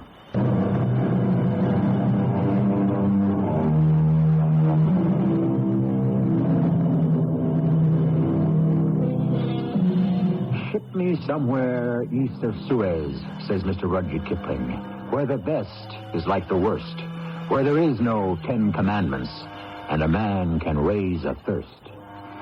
Ah, yes, we shall never see those days again, and perhaps it's for the best, when a handful of British soldiers and civil servants ruled the entire teeming subcontinent of India.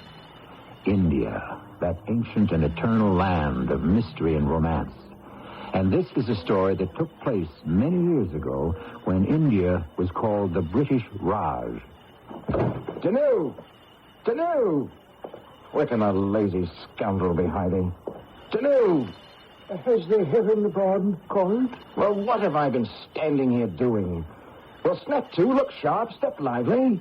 I dine tonight with the parents of the Sahiba Penelope, understand? Each word from the presence fills this ignorant person with magnificent enlightenment. Yes, lay out my best shirt and place thou therein the silver studs. Sooner than say this, thy servant would rather eat dirt. But I must disobey the heaven-born's command. All right, now look here. The silver studs cannot be placed in the shirt because they are still in the clutches of Mustafa Ali, the moneylender. Oh, Lord. All right. We'll improvise. Hast thou drawn my bath? If it pleases the presence, I have not. Well, how can it please me, thou benighted fool? I've had a hard day at the office. I want my bath. With your honor's permission, it is not possible at this time. The well must be repaired before the water may flow. Then I remember I told you to have it fixed. I have done even what the favored one has commanded. I went to the office where these things may be arranged. The babu of the accounts would not consent. Why, that arrogant little clerk.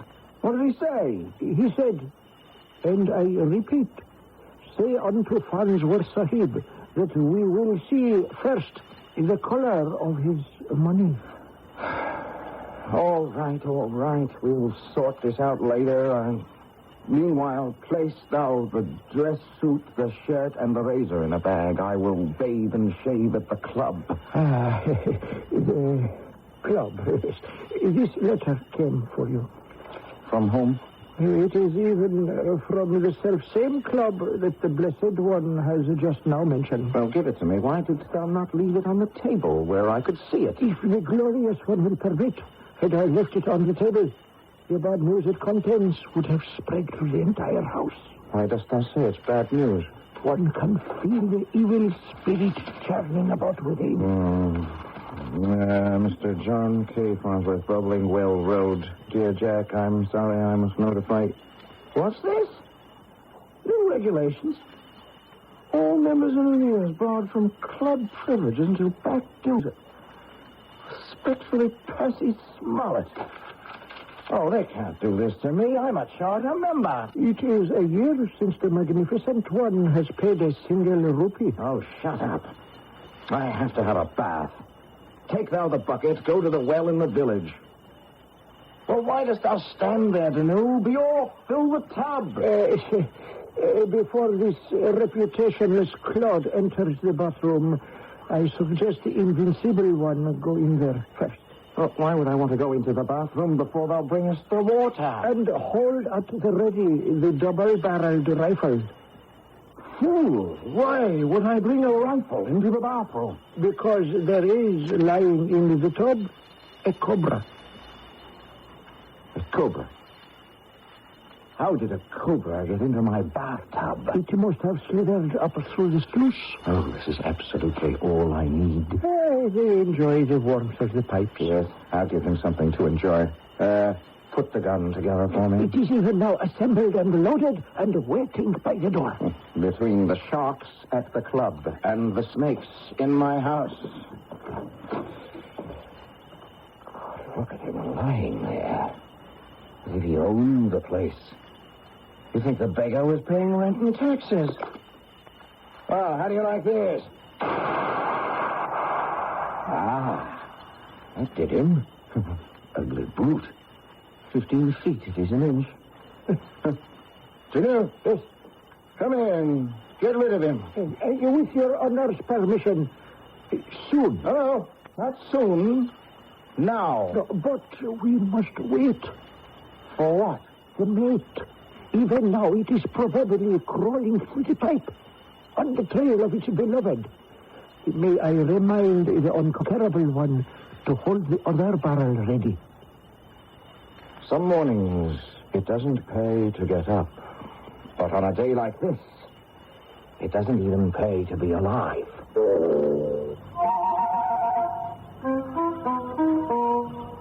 And thus, you have met my master, Farnsworth Sahib.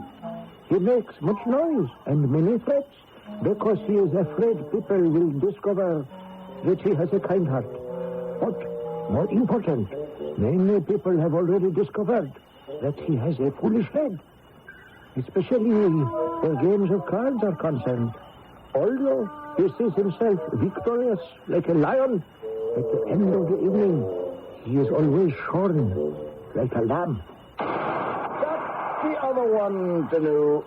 Come, get rid of these ugly things. You don't have to be afraid. They're dead. Now, one may truly marvel at and safely touch their awesome beauty. Just get the filthy things out of here. See, this is the female. She died for him. She heard the shot.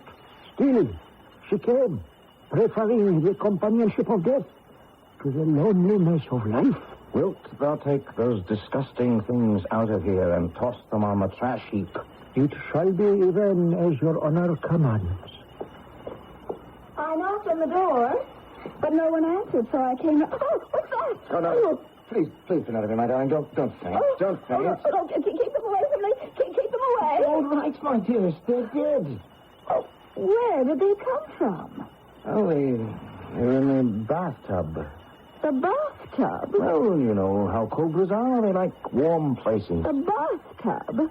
And you expect me to live in this house after we're married? Oh, darling, we'll fix it up prettily. I'm very glad our engagement is broken. We'll put up curtains and all the other foolish little things so dear to our woman's heart. Did you hear what I said?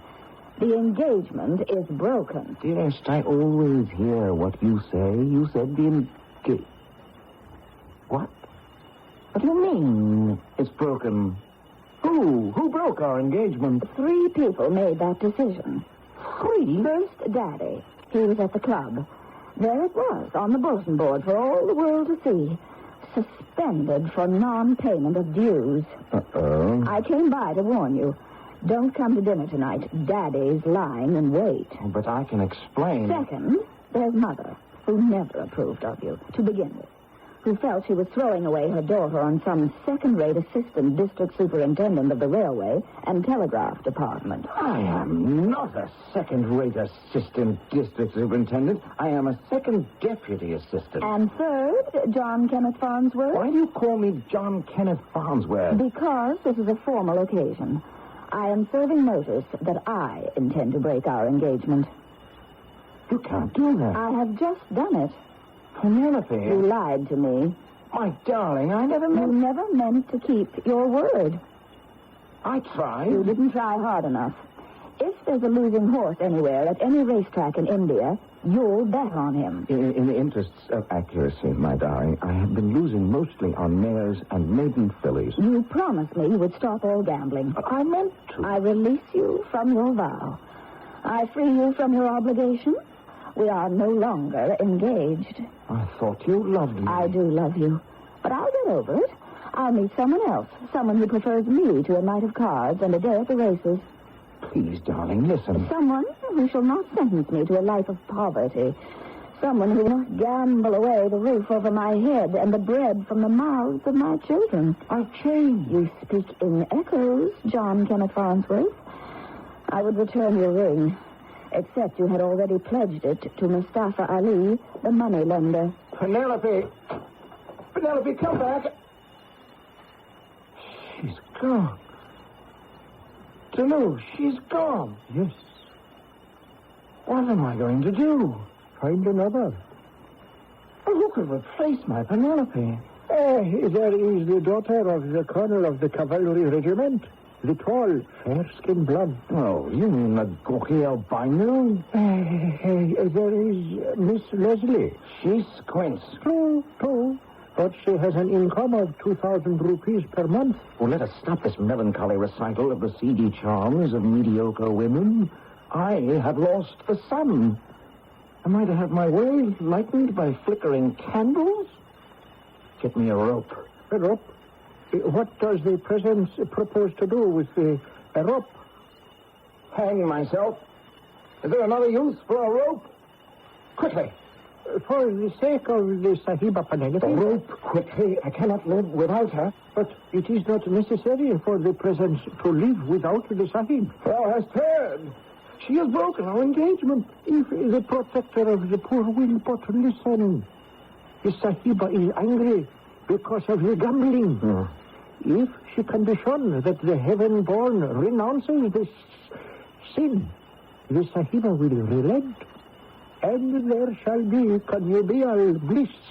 Dost thou not realize that the gambling is, with me, like a fever in the blood? I will stop gambling when the sun shines at midnight, when snow falls in the jungle, when the deer turns upon and slays the pursuing tiger. But she does not love thee. Is the Sahiba like the she-cobra that welcomed death to be with her mate? If the center of the universe will only deign to listen, this most unworthy one has an idea. An idea? What sort of idea? Why does the Sahiba object to gambling? Why? Because it's immoral, I suppose. No. Because your honor always loses. But reflect. If I could show your honor a way to gamble and never lose. What do you mean? Never lose? Always win. Always win? Every time. How is such a thing possible? How? Very well. How? A way to play and always win. Why, that's like having a license to print money, isn't it? Even better, it's like having the Philosopher's Stone. Well, this sounds like something worth waiting to hear. And we shall hear all about it in Act 2.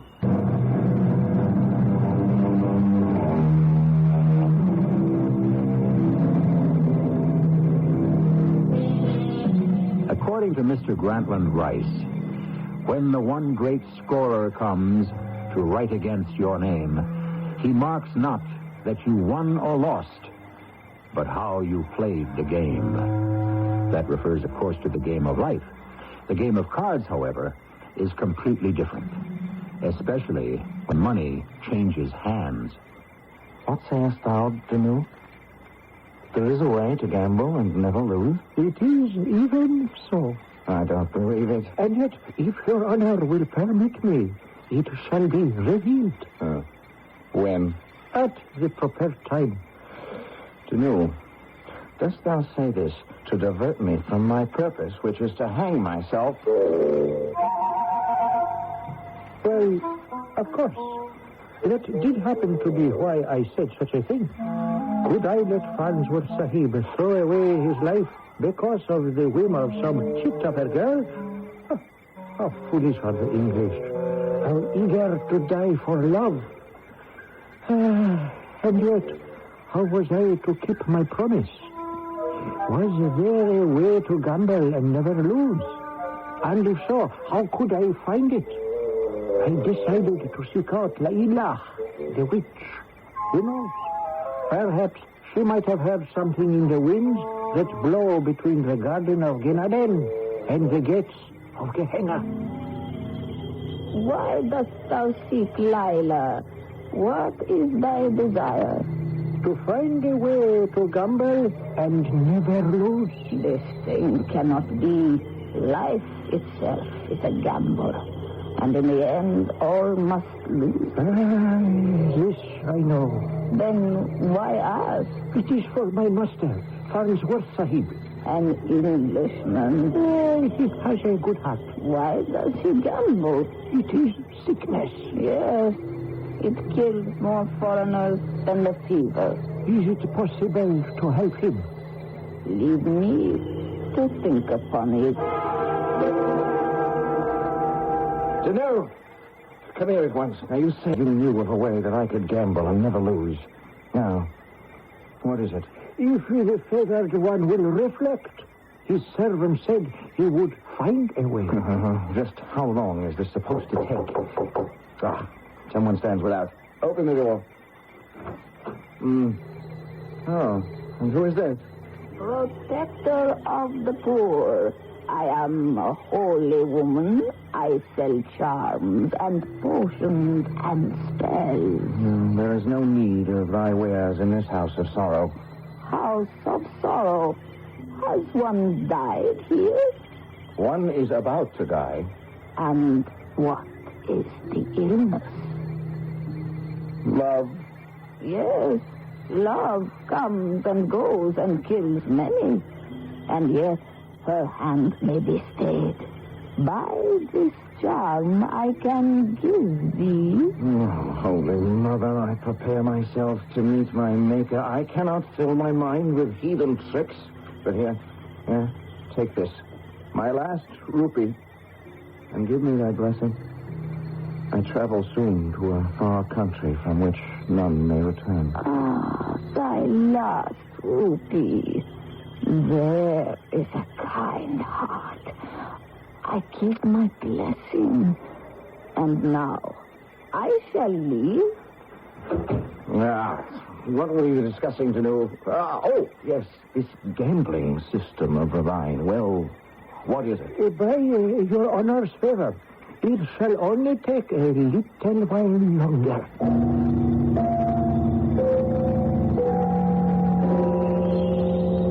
For what purpose had Lila come to the house?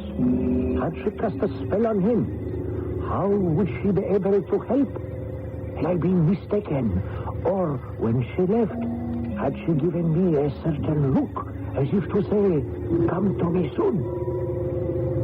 I know now why the master gambles. Truly? He gambles heavily for two reasons. First, to wager huge sums to risk one's substance gives a man a devil-may-care reputation as an adventurer. Can this be true? Second, he believes that losing money to people is a way to dye their affection and goodwill. Oh, what wisdom! Oh, Holy One, why dost thou not speak these words of enlightenment to Farnsworth Sahib himself? Would he listen to an old heathen sorcerer? But if someone could tell him. Oh, Laila, what is to be done? We must cure thy master of the gambling. Yes, but how? Thou didst promise thou wouldst show him a way to gamble and always win. Yes, but even if I could find it, how would winning cure him? He has tried losing, has he not? That has not opened his eyes. Very well. Let us see what winning may reveal to him. Well, how is this to be arranged? Listen, thou, and closely. Why have we come here? Patience, Your Honor. Just a little bit longer. I am a complete fool. I let you drag me out to the jungle in the middle of the night. We are protected by the emanations from the shrine. Shrine? What shrine? The shrine of Azari. The shrine of Azari. And what does one do there? One finds the magic. What kind of magic? Whatever magic one is seeking. In the case of the Anointed One, the magic that makes him a constant winner. Now this I have to see. Where is it? It is not much further. Ah, see, just ahead, a clearing. And the ancient statue. Yes, the statue of Azari. That shapeless piece of clay? That's Azari? What is that shining thing near the top of it? 'Tis the eye of fortune. The eye of Azari. It sees all things. Oh, great goddess Azari, thy servant seeks thy favor. Who's that? 'Tis Layla, the high priestess of the goddess Azari. She looks familiar. Wait, I know her. She's that beggar lady who came to the door the other day. Ah, yes. She will sometimes wear that guise. She had come to test your honor. To test me? Why? To see if your honor is worthy. Worthy? Worthy of what? Worthy to receive help from the goddess Azari. Oh, is that a fact, huh? Well, how does she know I'd be here? I mean, how do I know this isn't a trick thou'st arranged with her? I would put nothing past thee to do. Approach the shrine. Approach. Do even as she says, Sahib. Well, this is humbug. I'm going home. Approach. Here. It is the goddess that speaks through her mouth. The goddess Azari herself. Thy name is Farnsworth Sahib. The high priestess Leela says thou art good of heart, but thy heart is troubled. Speak. Well, that's true, I suppose. And what is the source of thy sorrow, Sahib? I like to gamble. Well, no, I just don't like it. Yes? I have to. I mean, that's all there is to it. I simply have to. And what wouldst thou have from the goddess Azari? Well, assuming that we're dealing here with a legitimate proposition, as long as I have to gamble, I would like to be able to win. Could the goddess arrange it so that I could become one of those who walks off with the money? The goddess Azari speaks through me. The answer is yes.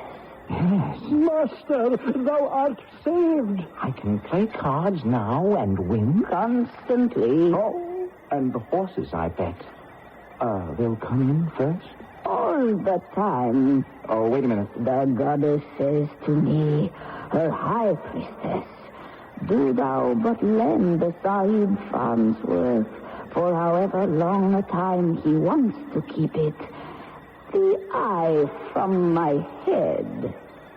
The eye? The eye. I take it from the head of the goddess, and I give this precious jewel to thee. Jewel? Well, it's only a piece of glass. And a diamond is only a lump of coal. What am I supposed to do with it? Keep it on thy person. It will serve thee as the all-seeing eye when thou sittest down at the card table and when thou standest at the rail of the racetrack. The all-seeing eye. What am I going to see? The winners, the winning hand, the winning horse. That's simply impossible. True. It is impossible for those who have no faith. Oh, goddess Azari, let me assure thee that my master Farnsworth Sahib has great faith. Faith fills his entire heart, soul, and body. Thy servant has spoken, Farnsworth Sahib. Dost thou agree with his words? Please, Farnsworth Sahib, please. Oh, well. Why not? I'll give it a try. I would, too. After all, what does he have to lose? And it doesn't matter where or when we find a gambler does it. They seem to be a race apart, filled with their own symbols and superstitions. And besides, your true dyed-in-the-wool gambler will try anything once. And we shall try the third act shortly.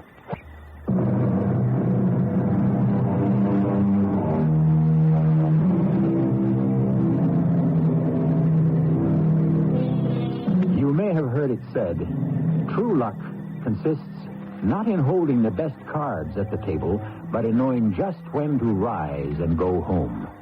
To which we might also add, and knowing when to stay in the pot, and when to fold, and when to bet, call, or raise. But if one could do all these things consistently, it would be more than luck. It would be because one possessed an all-seeing eye, which is what our story is all about. Danu! Does the Red-born call his servant? Listen, was it a dream? A dream? Did I dream, Danu, that thou and I walked into the jungle and came upon a shrine to the goddess, what was the name of that goddess? I forget. Is that... Yes, and she said to me that I could... Wait a minute. How dost thou know the name of the goddess? I was there with the favored one. Thou wert there? With me? Then it was no dream. And this piece of glass... The eye of the goddess Azari. It's supposed to show me the winning hand at cards, the winning horse at the track. It is even, as the fortunate one says. I don't believe it. I can't believe it. Does the sublime one have the eye? The glass in my pocket. Then at the racetrack, even now, are the horses striving with each other? Yes, well, what's the point of going to the racetrack? I don't have a single rupee to wager. True. But come, my lord. Who knows what visions await?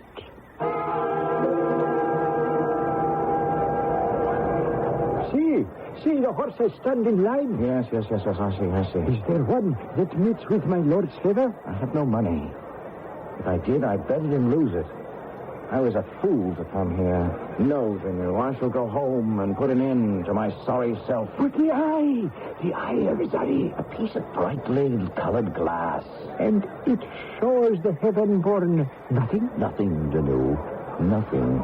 My lord, on this paper is written many things, much information. Yes, I know that paper, Danu. How well I know that paper. It is called a tout sheet. And yet, it speaks much useful information. Well, I see the names of 8 animals, and each is a stubborn brute that runs fast or slow according to some whim of its own mysterious, brutish nature. Yes, but still and furthermore, Fatima. Fatima. I see her break quickly at the start. She leads at the 8th, increases at the quarter, falters at the half. No, girl. Go. See that? She regains the stride. She enters the stretch. She's neck and neck. And now she forges ahead. She wins driving. Fatima. You see, it is even here written on the paper. Fatima. I have seen Fatima win, but the race has not yet begun. Oh, it is the eye of Azari. What eye of Azari? It sees everything, even Fatima, at 20-1. Fatima is 20-1. It is written. Is it possible? There is the man with the book. Surely the presence will wish to wager, say, 10 pounds on Fatima? Danu, don't rush me. Fatima, I saw her win. Stand, Danu. Let me write her name on this piece of paper. Fatima, 10 pounds. Signed, Jack Farnsworth. All right, now then, Danu. Run thou to the book, Sahib, and place this in his hand. I did even as I was told. And then there was the gun. And the horses raced forward like tortured spirits rushing to escape from Gehenna. And the little mare, Fatima, did lead them all and no one else, it seemed, had seen fit to bet on her. So, as she raced about the track, there was a silence as the crowd's favorites lagged behind, and only the voice of my master could be heard in that vast throng. Come on, Fatima! You can do it, girl! I've seen you do it before! Come on, Fatima! Come on, girl!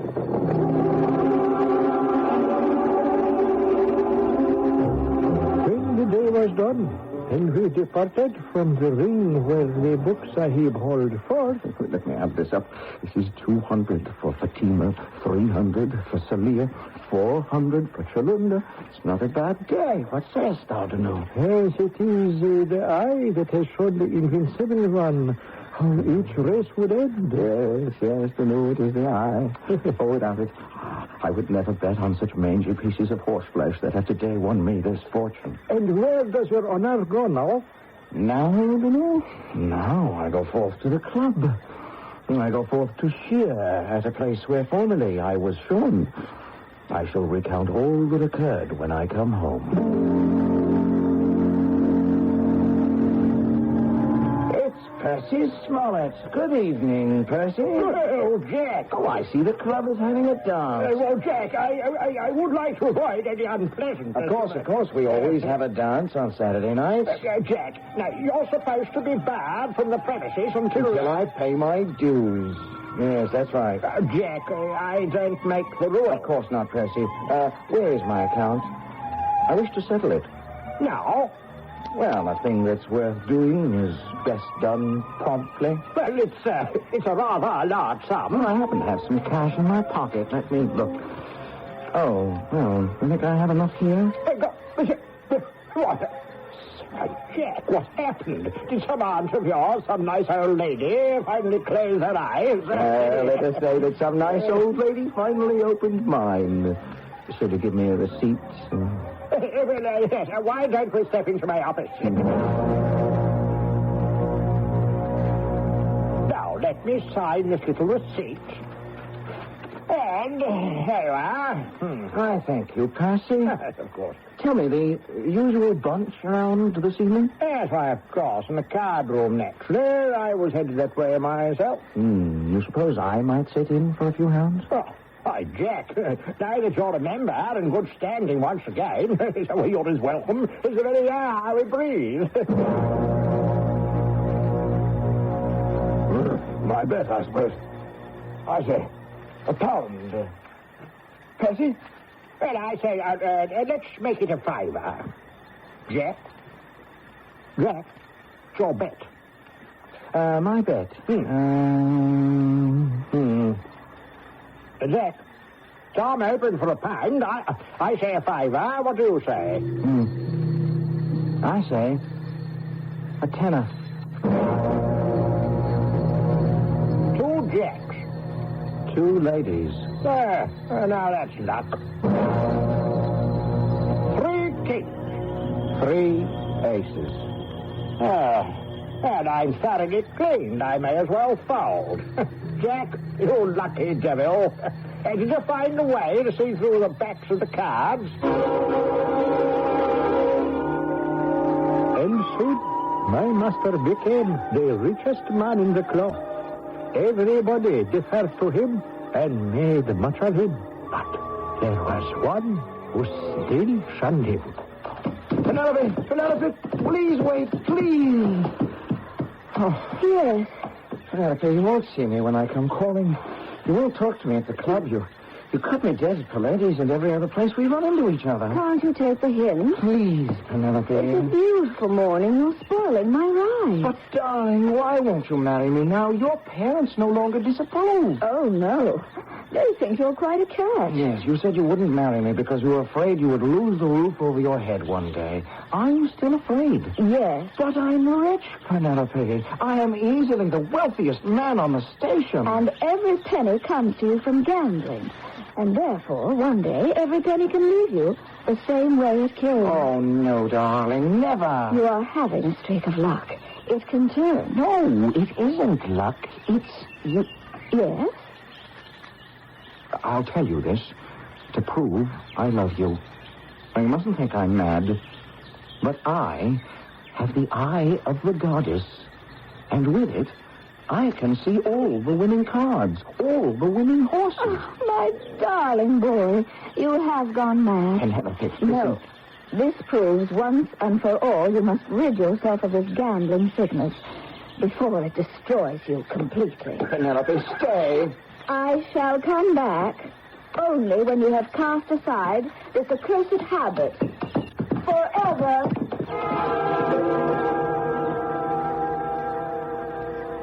Yes, no, my original instinct was correct. I should hang myself. My lord has asked for a way to gamble and win. It has been found. Why this further talk? Penelope will have none of it. Dost thou understand? And without her, nothing is worthwhile in this life here below. Then give it up. The cards, the horses. Give it up, give it. How can I give it up? My lord, perhaps this can be accomplished. How? Did not my lord once declare a set of conditions under which he would abandon the pursuit of the wagering forever? I don't remember to know. But thy servant recalls. Come to the jungle, to the shrine of Azari, and to the high priestess.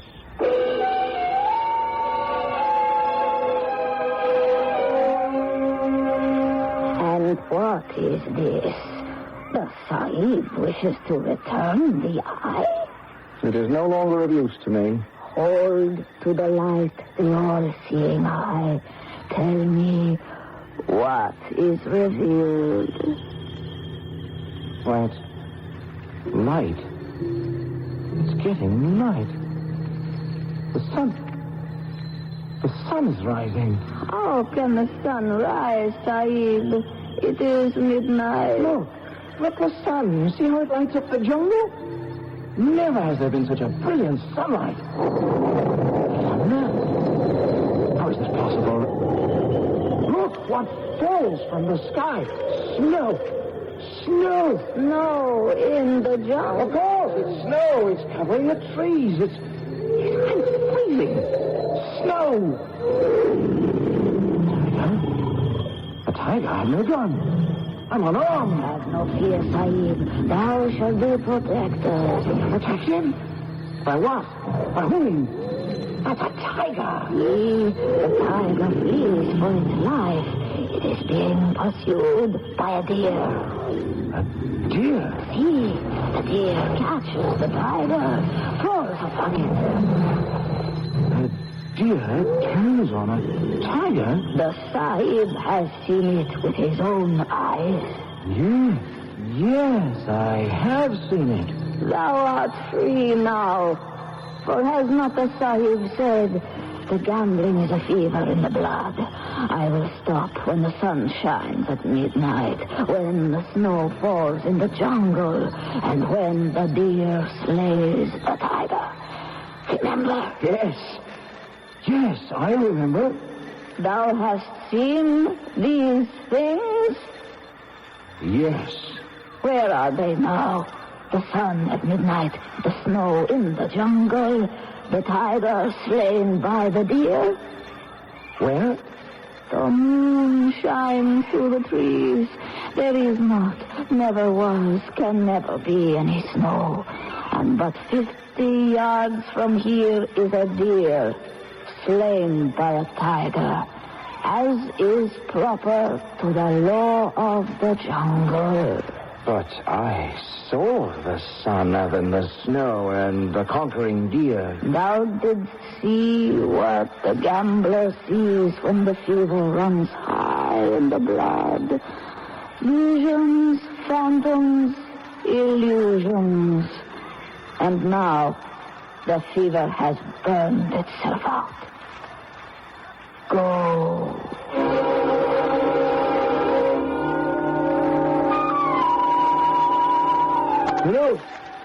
Lou, I just had the strangest dream. I can't make heads or tails of the thing. It was snowing, and deer were killing tiger, and an old beggar lady was... Oh, what's the difference?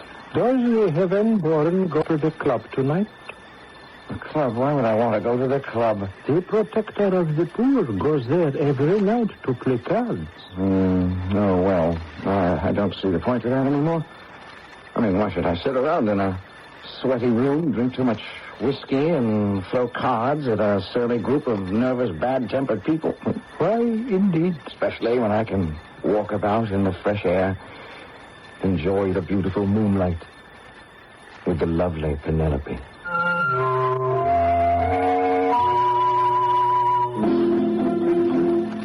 Why, indeed. And so Jack Farnsworth has made his choice. And you will agree with it or disagree with it, according to your own personal views on love, life, and gambling. And I shall have some personal views of my own for you shortly.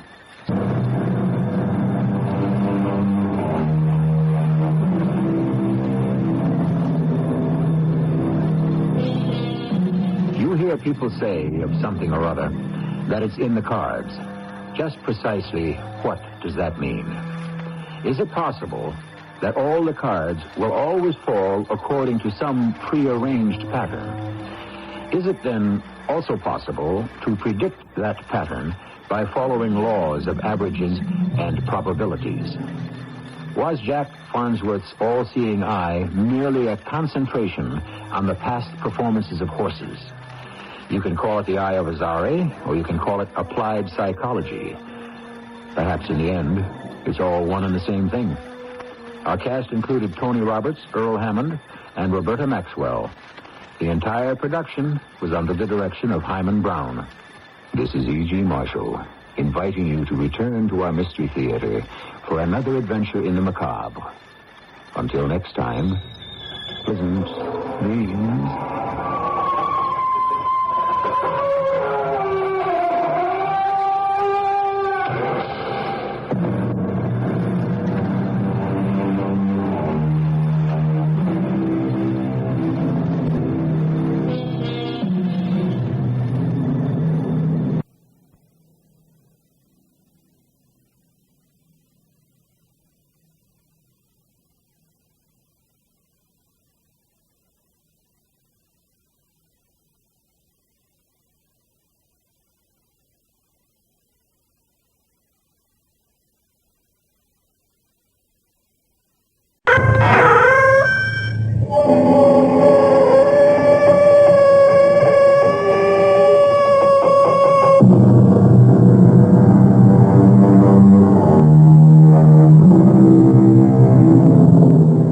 Come in. Welcome. I'm E.G. Marshall. The great French writer Balzac called life a human comedy. Our own Mark Twain saw it as a human tragedy. What's in a name? There are a great many laughs in a true tragedy, and plenty of tears in a genuine comedy. Mark Twain's long suit was irony. And now we have an opportunity to see how he plays that kind of hand in one of the greatest stories of deception ever written. And there's no doubt about it. You can be wealthy. Oh, I like that. Famous. Famous, too. Absolutely. And powerful. Wealthy, famous, powerful. A force in the world of art. It sounds wonderful. That's what you're giving me. And in return, what do I have to give you? Your life.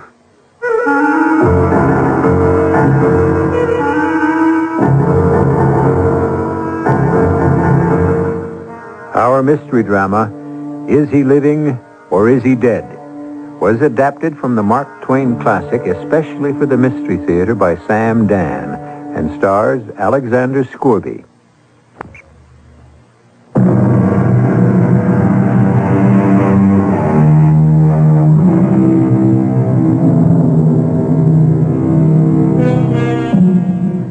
It is unfortunate but true that a great many creative men are killed by poverty. As a matter of fact, the circumstance has been so universal that it has even been made romantic. How many stories, operas, plays are about artists who starve in garrets? Van Gogh, Schubert, Mozart, Rembrandt, Poe, to name but a tiny few, all died of neglect. Must it be ever thus? Mark Twain is about to present another perspective.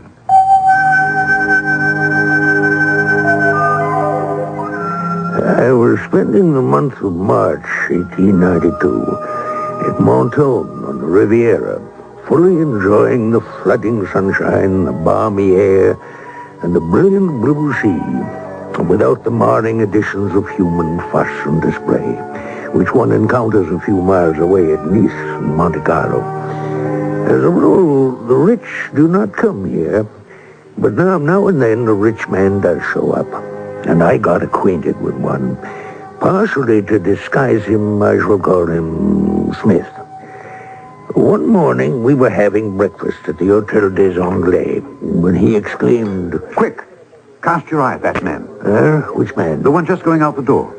Yes? Do you know who he is? Why are you so excited, Mr. Oh, no, do you? Well, I think so. He spent several days here just before you arrived. Do you know anything about him? Well, someone said he's an old, retired, and very rich silk manufacturer from Lyon. Or was it Lille? Well, what else do you know about him? Well, I don't know anything about him except... Except what? Well, I would assume he must be all alone in the world. Oh, why? Why? Well, he looks so sad and dreamy, and he doesn't talk with anyone. Would you know his name? Yes, it's Théophile Magnan. Well? Well, what? Well, what are you going to tell me? Tell you? About the old gentleman. Oh. Smith, taking you by and large, you're quite a character. Here, the mere sight of a person sends you into a perfect fit. One might have thought the man was Jack the Ripper, the way you seem to take on about him. And now you simply cannot say, "Oh," and just haul down the flag. Smith? Smith, are you awake? Shh, I'm trying to think. About what? It's one of Hans Andersen's beautiful little stories. Well, how did he get into the discussion? I remember only one part of it. Do you remember the old man who just left? Seems a child has a caged bird, which it loves, but thoughtlessly neglects, and the bird pours out its sweet song, unheard and unheeded. You follow this? Well, yes. In time, hunger and thirst assail the poor bird. Its song grows feeble and plaintive, and finally ceases, and the bird dies. Well, the child comes by, and you know what happens, don't you? Well, I would say the child sees the poor dead bird and is smitten to the heart with remorse. And then with bitter tears, the child calls his mates, and they bury the bird with elaborate pomp and the tenderest grief. Well, then you have read the story. Oh, it's an old story. The children don't know that they're only aping their elders, who also starve poets to death, and then spend enough on their funerals and monuments to have kept them alive and made them easy and comfortable. Yeah. And now, how about the old gentleman? Twain, can you keep a secret? No better than you. You look like a man who's bursting to break one. Well, it's been a secret for many years between me and two others, but I'm going to break the seal now. You know, a long time ago, I was a young artist. You? Mm-hmm. You, Smith, were an artist? And I wandered around the French countryside, just sketching, you know. Were you successful? Oh, bless you, no. I was starving. Well, how did you live? A typically American question. Why not? I'm a typical American. The answer is I pawned my way across France. One by one, I sold all my belongings till I was reduced to the clothes on my back. And even they started to go one by one. Finally, almost naked and down and out, I found myself in a small Breton village. And there I was taken in and literally saved by a fellow artist named Francois Millet. Who?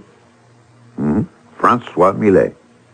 Was it great Francois Millet? Oh, great. He wasn't any greater than I was. He hadn't any fame at all, even in his own village. Oh, the great Francois Millet. Let me tell you about the great Francois Millet. He made me welcome. What a generous, great-hearted fellow he was. I'll never forget that first day. Smith. Are all Englishmen named Smith? Sometimes it seems that way. Now, where can you sleep? Well, sleep anywhere. There are no soft places on the floor, so one is as good as another. Now, for dinner. I feel badly. I can see there isn't very much, Monsieur Millet. You cannot call a French painter monsieur till he's received the Legion of Honor. And I have a better chance of being struck by lightning. You must call me Francois. Now, dinner. All we have are turnips. Unless, of course, Carl can scare up something. Carl? Carl Boulanger. He's also a painter, and he lives here, too. Speak of the devil. How shall we prepare the turnips tonight, Francois? That tells me everything. Well, how about turnips remoulade? We have no egg yolks. I have it, Carl. Sautéed with mushrooms. We have no butter. I don't trust your judgment when it comes to picking wild mushrooms. Then I suppose we'll have to boil them as usual. Who is this? Oh, Smith. An Englishman. Smith, this madcap is Carl Boulanger. How do you do? He doesn't look like an Englishman. All Englishmen are supposed to be rich. Smith is a painter. Poor devil. Why didn't you arrange to be born in France, and then you would have learned to starve properly? I can starve as decently as any Frenchman. What's that? What? That canvas against the wall. I just noticed it. No, that. I call it the Angelus. It isn't too bad, eh, Smith? I've never seen anything like it. It's a masterpiece. There's a feeling of oneness with God. Carl, I have a confession to make. Yes, Francois? I was offered 5 francs for it. When? Last week. Yes, a week ago, Thursday. And what happened? I turned it down. You turned it down? Francois, 5 francs means a dozen eggs. A pound of butter. I know, but you see, the man appeared anxious. Yes? And so I asked for 8 francs. And? He said he would think about it and let me know. Oh, the kiss of death. Why didn't you take the 5 francs? You mean you would have Francois sell the Angelus for 5 francs? Right now I would sell it for a pork chop. Sautéed with onions, and with artichoke vinaigrette, salad niçoise, and a very dry Bordeaux. Carl, when will you learn that the proper wine for pork is a light Burgundy? I must educate your palate. You abscond. What a fantastic pun. Don't you get it, Smith? No, The English as a rule, Carl, are rather slow in these matters of humor. Francois was also my painting teacher, and you see, he has educated both my palate and my palette. You still don't get? It is rather funny. No, you're right. It is a rather feeble jest. But you see, it passes the time, and then we forget how hungry we are. And how tired and disappointed and disillusioned. Oh, come, Carl, one cannot have everything. Look at what we have in this room. Behold these canvases. A feast for the eye, a feast for the mind, a feast for the soul. And not even a crumb for the stomach. Be of good cheer, Carl. Perhaps tomorrow something will turn up. I caught you. Another pun. You get it, Smith? What will turn up tomorrow will be another turnip for dinner, as usual. Oh, yeah. Yes. Well, now, gentlemen, the situation is quite serious. We are on the verge of starvation. As usual. And we must come up with a solution. I agree. What do you suggest, Francois? I don't know. How about you, Smith? Nothing occurs to me either. Well, then, let's sleep on it. Which we did. After having had, of course, a boiled turnip for dinner. The next morning, I was starved, but that was nothing unusual. I decided to take the bull by the horns. I looked at Millet's paintings. How could anyone in his right mind not jump at the chance to buy them? Accordingly, I placed a few under my arm, the Angelus, Man with a Hoe, the Woodcutter, and Death, and I began to knock on doors. Practically every door was slammed in my face. Only one elderly woman deigned to talk to me at all. What are you selling? I see. That painting nonsense. Oh, but, Madame, I assure you... And have you joined the other two The scoundrels, the ne'er-do-wells. Madame, if you please... The good-for-nothing lazy tramps who refuse to work for a living. Madame, painting is one of the most difficult of all occupations. Painting a house, maybe. Madame, I am here to help you to get rich. You must admit that there are paintings which are worth millions, yes? Now, admit it. Well... But here is your golden opportunity. A few pennies invested today will bring fabulous dividends tomorrow. How do I know? Because these are the paintings of the great Francois Millet. The great Francois Millet. Yes, madame. These paintings will increase 100-fold, 1,000-fold in value, because Francois Millet is a genius. He is... There's no doubt about it. Who says so? She slammed the door in my face. And at that moment, a great light exploded in my brain. Who says so? I raced home. I couldn't wait to share this flash of sudden insight with my companions. Hunger creates great divisions, Francois. Continues me. She and everyone else in this town. They don't make up their own minds. They don't decide things for themselves. Oh, but that's how people are everywhere. And so she looks at you, Francois, and at me, and at Carl. How's she to know that the paintings have merit? It should be obvious. Of course. The colors, the figures, why, it's all over the canvas. But unfortunately, no one has told her that as yet. What do you mean, no one? I've been trying to sell these paintings for months, years. I patiently try to explain. But who are you? Who am I? I'm Carl Boulanger, a painter. No, you're Carl Boulanger, a shiftless good-for-nothing who would prefer to beg for his bread sooner than work for it. Who has perpetrated this infamous falsehood? And so am I, and so is Francois. What he says is true, Carl. And yet, if someone in authority were to say, Francois Millet, truly a great master, why, overnight, Francois would be the toast of the town. Yes, authority. That's what the people look for. No one wants to make up his own mind. Therefore, Francois, we shall have an authority to authenticate your greatness. An authority? Of course. A great Parisian authority. I know Professor Louis de Courbet. Who? He's the most respected professor of art at the university. No, he won't do, Francois. But he's the most learned. We don't want learned people. We want famous people. Oh. I have it. Madame Lucerne. She runs the most talked about salon in Paris. You mean the most notorious? If she says a painting is great, it'll be hailed as a masterpiece. Yes, but does she know anything at all about painting? Probably not. Well, then how? Well, the question is, who should go? You are the smoothest talker, Carl. No, I nominate Smith to be our envoy. Me? Why? Because you're the handsomest. Oh, but what does that have to do with the... Do you recall the legend of the Golden Fleece? Oh, yeah. And the legendary band of ancient Greek heroes who went after it. Whom did they choose as their leader? Not Hercules, the strongest, or Ulysses, the wisest, but Jason, the handsomest. Because they knew it would be necessary to seduce a woman in order to win the prize. Oh, but no. You may not have to go that far. And what if he does? We must all make sacrifices for art.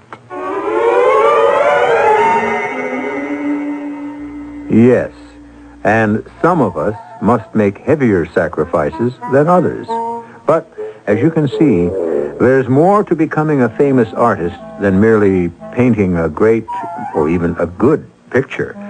Sometimes one must play the game of love and even the game of death. However, all that is the affair of the second act, which I shall bring you in just a few moments.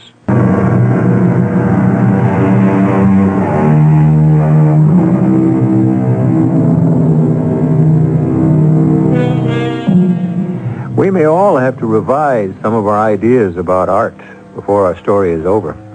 At any rate, we're back in the year 1892, and Mark Twain is chatting with a wealthy elderly Englishman in a hotel on the sun-washed shores of the French Riviera. Now, Smith, what are you telling me? That some 25 or 30 years ago, you and the painter Francois Millet and... Carl Boulanger. Yes. And yourself were starving artists in a provincial French town? Exactly. And that you concocted some mad scheme to get Millet recognized. Ah, but you haven't heard the scheme yet. You see, if you're a creative artist, people don't know you're good unless somebody who speaks with authority says so. You get no argument from me on that score, Smith. Well, they had the idea to send me to the salon of Madame Lucerne in Paris. She was a former mistress of King Louis Napoleon himself. Which made her an eminent critic, connoisseur, and authority on the art. Exactly. Well, how did you propose to gain admission to Madame's salon? You were, after all, ragged, unknown. Well, I did the only thing any sensible man would do under the circumstances. I broke into her bedroom. Who is that? Don't be alarmed, madame. I'm not a burglar. You are not a burglar? And please don't pull on that bell cord. Allow me to give you 2 reasons why you are a burglar.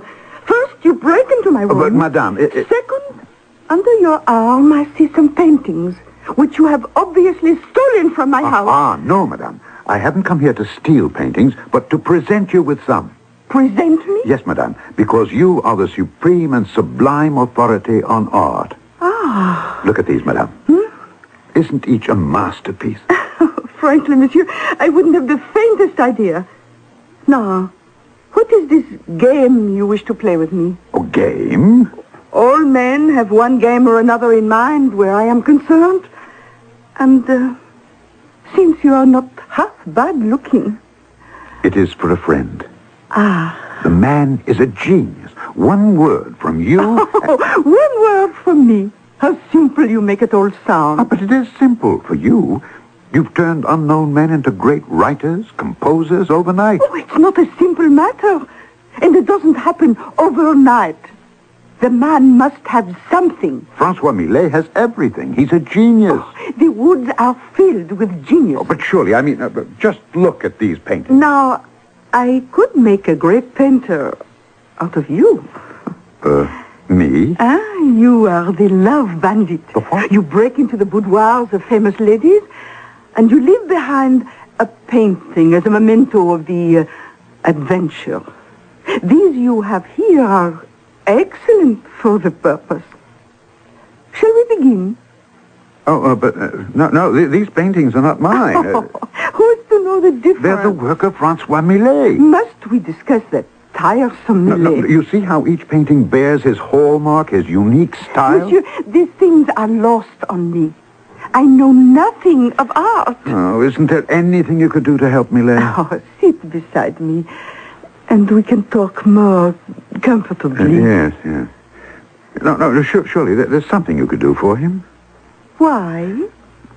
Well, because one day he would be a glory to France. Oh, monsieur, you're an Englishman. Yes. Why should you worry about the glory of France? Well, the glory of the world. Oh, well, I see we must decently dispose of Millet. There's only one way I could hope to help him. Oh, how? He would have to be dead. Dead? I'm sorry, but that's the way it goes with geniuses. Now, where were we?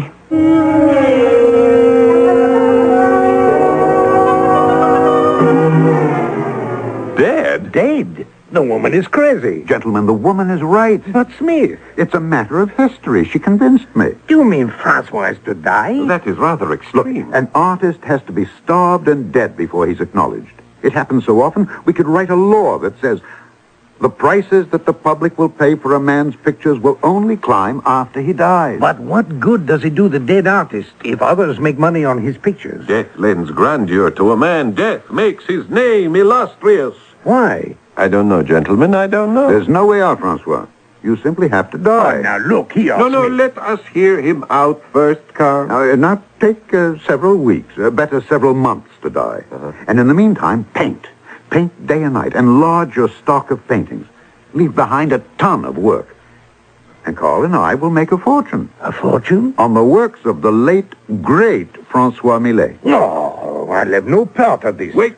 What Smith says is not devoid of merit. Francois. Look at us. How we live. How far are we from death? How much longer can we starve like this? Freeze. Do without. In a few years, we will be young no longer. and we'll be dead in any event. This way... This way is madness. I won't let you die to make me rich, Francois. No, but listen. And that would be enough out of you too, Smith. You didn't let me finish. I said Carl and I would make a fortune selling your paintings, Francois, which we would then split 3 ways. 3 ways? Yes, Carl, 3 ways. You and I and Francois. Francois? What did you think I meant for Francois to actually die? But you said... No. Why should Francois die? He'll just vanish, change his name, and we'll bury a dummy and cry over it and... Smith, you are the greatest scoundrel who ever lived. Thank you. What a magnificent plan. What do you say, Francois? Well, would it be proper to play this kind of trick on the world? On the other hand, since the world will have it no other way... But will it work? We'll put it to the test. How? Carl, you and I will go out and do some painting. You head north and I'll go south. Choose a villa or a business establishment of some sort. Make sure the owner notices you. He'll come over out of curiosity, and the rest will be easy. So I chose a large country house and set up my easel and began to sketch. I saw the proprietor standing on an upper veranda. I paid no attention to him. I knew that sooner or later he'd saunter over. Hey, that's not bad at all. Yes. I think you captured that pretty well. Hey, you're good, you know that. Well, thank you, monsieur. Well, I ought to be good. Look who taught me. No, let me see if I have one of his works with me. Oh, here we are, in my statue. I suppose you recognize that signature down to the right there? I beg your pardon? He was my teacher. Oh. You mean you don't know the signature of Francois Millet? What have you been spending your life? It's Millet. Francois Millet. Millet. Yes. Of course. What could I have been thinking about? Of course, Millet. I recognize that now. Millet, the greatest painter in France. Yes, Millet. This little sketch is genuine, Millet. Well, how can you fail to see the brushstroke? Oh, of course. Is it for sale? For sale? I may not be rich, but I'm not that poor. You know, I really would like to buy it. Well, I don't know. It's a genuine. I'd like to sell it to you because I can see you really do appreciate great art. I do. But, well, there's a practical consideration. Huh? Yes, I'd be a fool to sell it now. Why? Why? You mean you don't know? No. Millet is on his deathbed. The doctors say he can't live 3 months. Oh. And once he dies, his pictures can't be had for love or money. Monsieur, I'll give you 800 francs for that little sketch of his, huh? Oh. You really do love it, don't you? It's a genuine Millet. Oh, dear. Oh, I am a fool. All right, take it.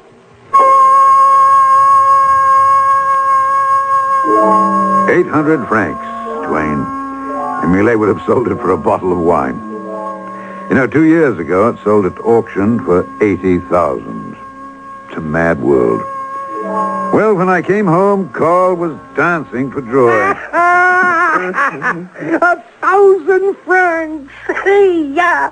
I sold Francois's picture of the little girl and her mother for 1,000 francs. Well, your 1,000 francs sale, Carl, and Smith 800. What a feast we can make this evening. This evening, Francois, you'll have to get sick. Sick? Oh, I never felt better in my life. Tonight, you will take to your bed with the illness that will finally kill you. All right. After dinner. You'll have to look pale, wan, weak for all the distinguished visitors. They'll flock here in droves. Why? Well, because they'll want to see you die. He's right, Francois.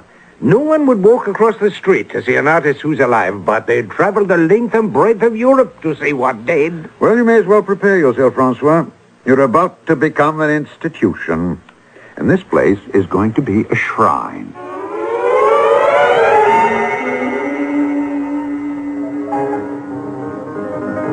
Oh, you wish to see me? I see, madame, you've forgotten me. Which one are you? Oh, Mr. Smith. I'm sorry to intrude. Oh, well, I am just listening to Mr. Schumann here. He's a composer. Oh, excuse us, please, for just a moment, Monsieur Schumann. Well, now, Mr. Smith, how have you been? Where have you been keeping yourself? I wonder, madame, if you remember your promise. Oh, I never forget a promise. To help my friend? Your friend? Yes, Francois Millet. Millet.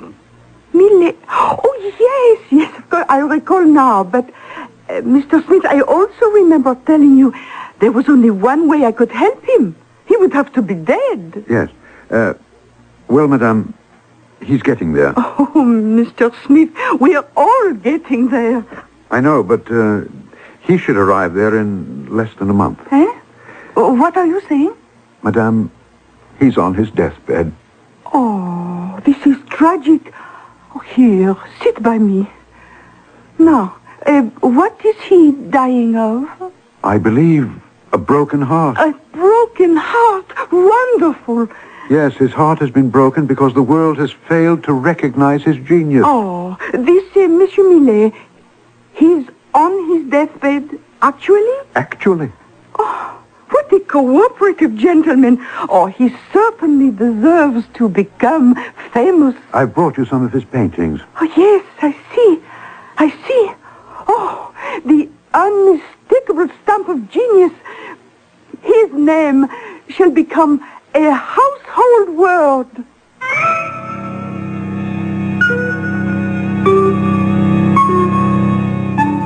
Is that how it's done? Well, it's a way, but is it all that simple?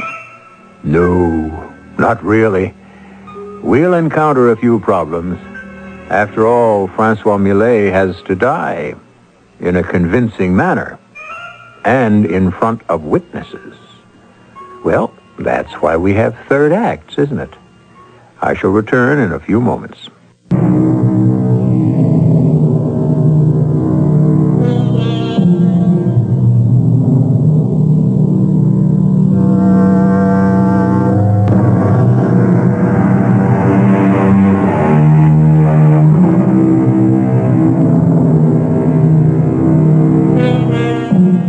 Today, our entertainments are dominated by something known as the caper. This is usually an elaborate scheme to swindle something from somebody. Money from a bank, secrets from a spy ring, anything, anywhere, anytime. Like most art forms, this one is hardly new. We're listening to one right now. It was inspired by a short story by Mark Twain. And if the word had existed in Twain's day, he might very well have named this piece the Francois Millet Caper. I don't understand at all, Smith. Why did you need this Madame Lucerne? After all, you proved you could make money by using Millet's name. Both you and Carl had already sold his pictures. Yes, that was good enough for the provinces, Twain. But we wanted more than just a little local reputation. We required fame. And for that, you needed Paris. And no creative artist has ever conquered Paris without the help of a woman.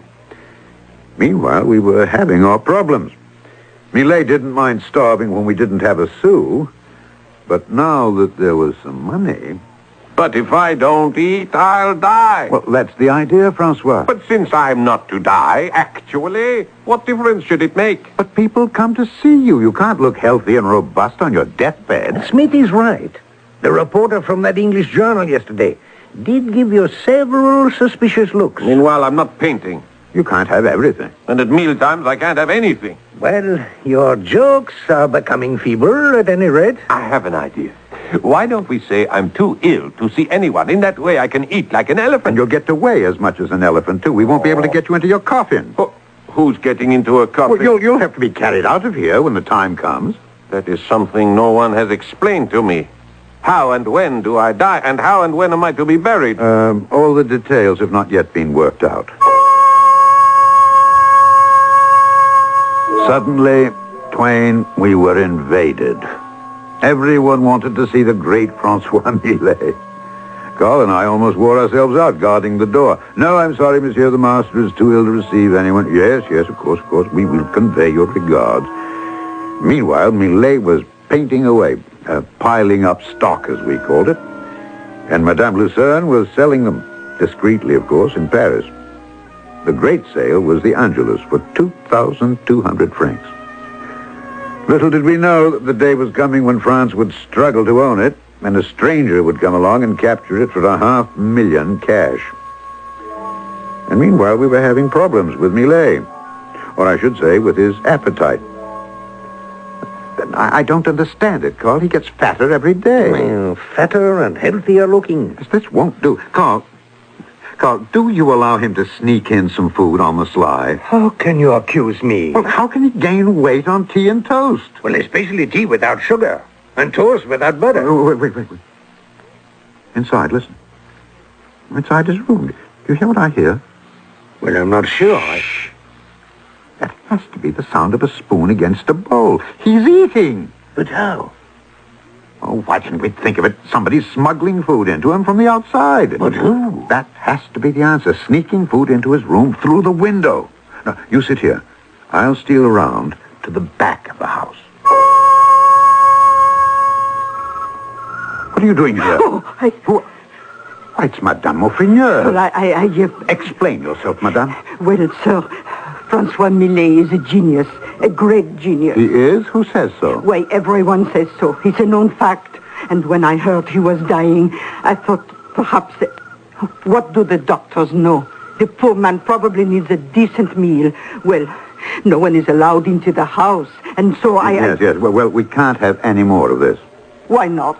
Because the doctor says food will kill him. Should it matter? He's dying anyway.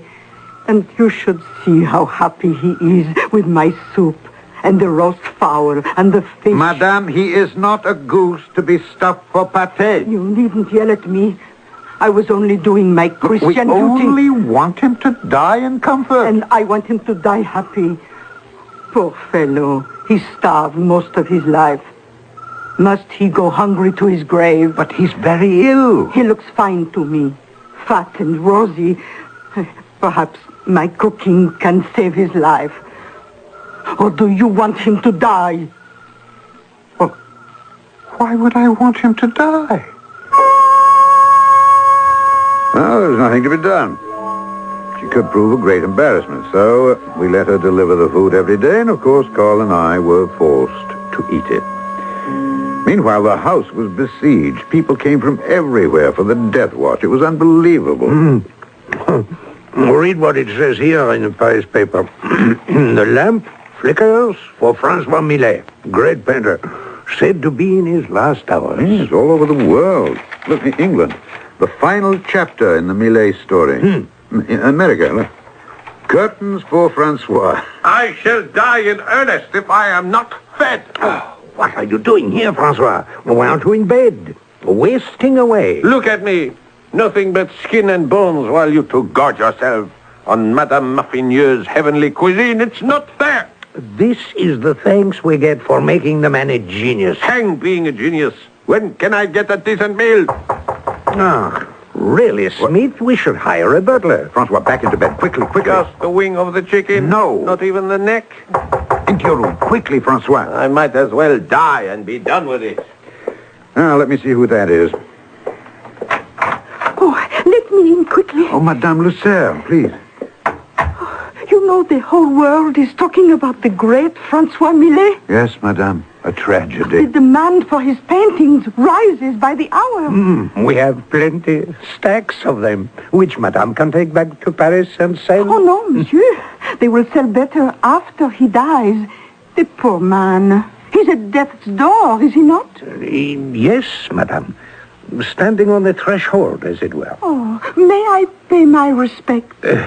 Well, Madame, you see... Mr. Smith, please tell your friend I am so attached to the master that I shall be desolated if I cannot see him at least once before... Oh, I cannot bring myself to say... Madame, this way, please.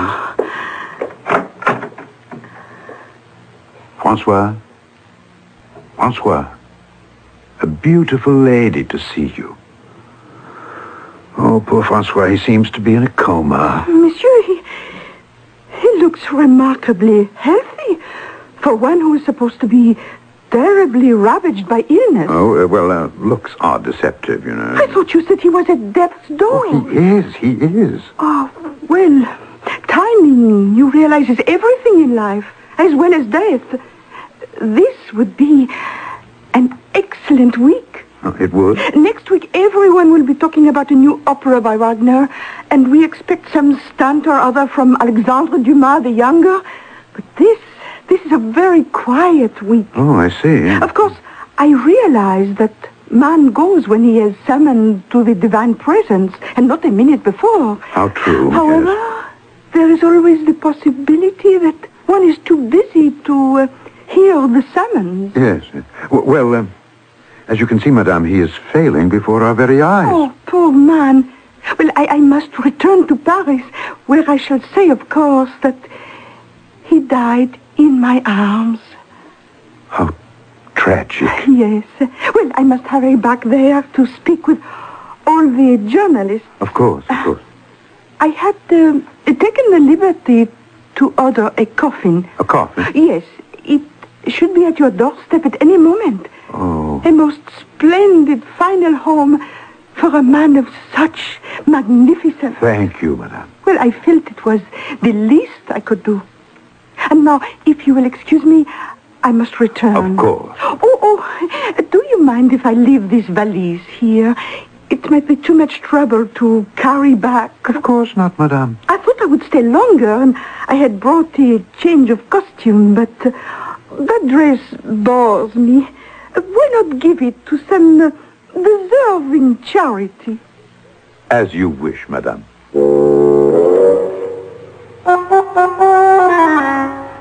A few hours after she left us, there was another knock on the door. And it was, you guessed it, the coffin. A small coffin. How would Francois ever get into it? Oh, what was I thinking? Francois wouldn't get into the coffin. Carl and I had already prepared a dummy for that purpose. Our basic problem was... How am I supposed to get out of the house? Are we ready to make the announcement? We have a problem. Francois. Well, I thought you were working on that problem, Smith. Well... I could sneak out through the back window. Oh, the house is surrounded. Where would you go? Everyone knows you for miles around, especially now. Smith, you should have thought of this before. I did think of it. I just couldn't come up with any solution. I can't die until I know where I'm going. We could all say that. And the best time for it, as that Madame Lucerne said, is this week. Ah, Madame Lucerne. Why didn't we ask her to propose a way out of this difficulty? Madame Lucerne, of course. She foresaw the problem, and she's given us a way out. How? Oh, hand me her valise. Well, how can her valise give us? Here. See? You see this costume? A black dress. Yes. Black hat. A veil. These are for the lady in black. Who is the lady in black? Oh, a mysterious mourner. A woman who loved you deeply, passionately. But who is she? Oh, no one knows. Put on the dress. Oh, but come on. Hurry, Francois. Come on, I feel ridiculous. You'd better start feeling sad. Very sad. No, just a few quiet sobs. Nothing loud, nothing uncontrolled. Just, let's say, the dignified weeping of a woman of high breeding and great dignity. And is that what she's supposed to be? Oh, well, would our friend Francois choose any other kind of mistress? Oh, by the way, is the coffin sealed? Coffin is ready. Fix your veil, Francois. Oh, fine, excellent. Come, my friends. Those of us who loved him best, his pupils and the mysterious woman who loved him, we have an announcement to make to the world. Open the door, Carl. Ladies and gentlemen, I have a most melancholy statement to make.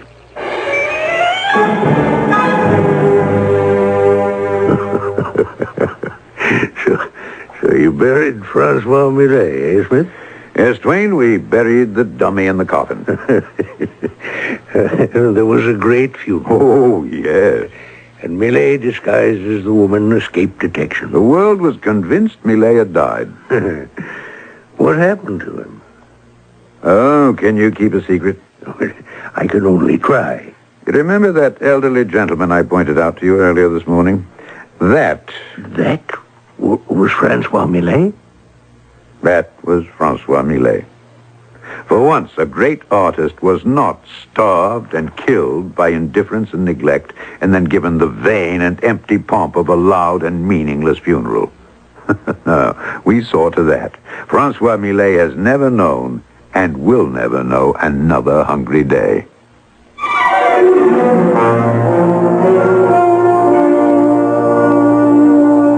Who was it that said, "Live well, and that's the best revenge"? Live well. So few artists can manage it in the face of indifference and just plain misunderstanding. And when Mark Twain wrote the story, he did it in the spirit of, "Here's one for our side." Well, we're always on your side, and we'll be back here in just a few moments.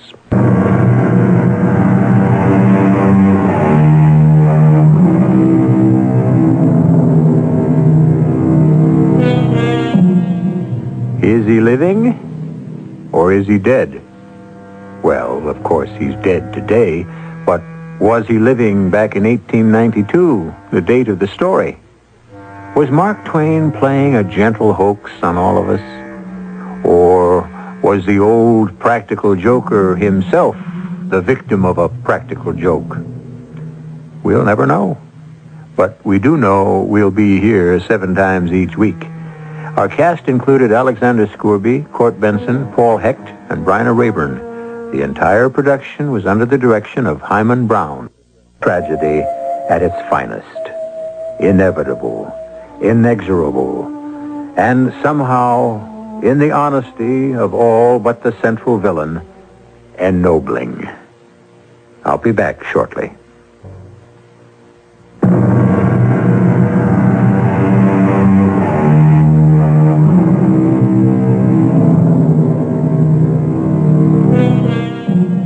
It would be unfair, of course, to leave our tragedy just as it resolved itself, for only one reason. That sinister, despicable, unforgivable Iago. I'm glad to report that for those of you who might not know in advance, his punishment well fitted the crime. Since Cassio was governor, and in a sense, dictator of Cyprus, it was left to him to dispose of Iago. When all the facts came out, how kind would you have been? Our cast included Arnold Moss, Marion Seldes, Joan Arliss, Court Benson, Ralph Bell, and Ian Martin. The entire production was under the direction of Hyman Brown.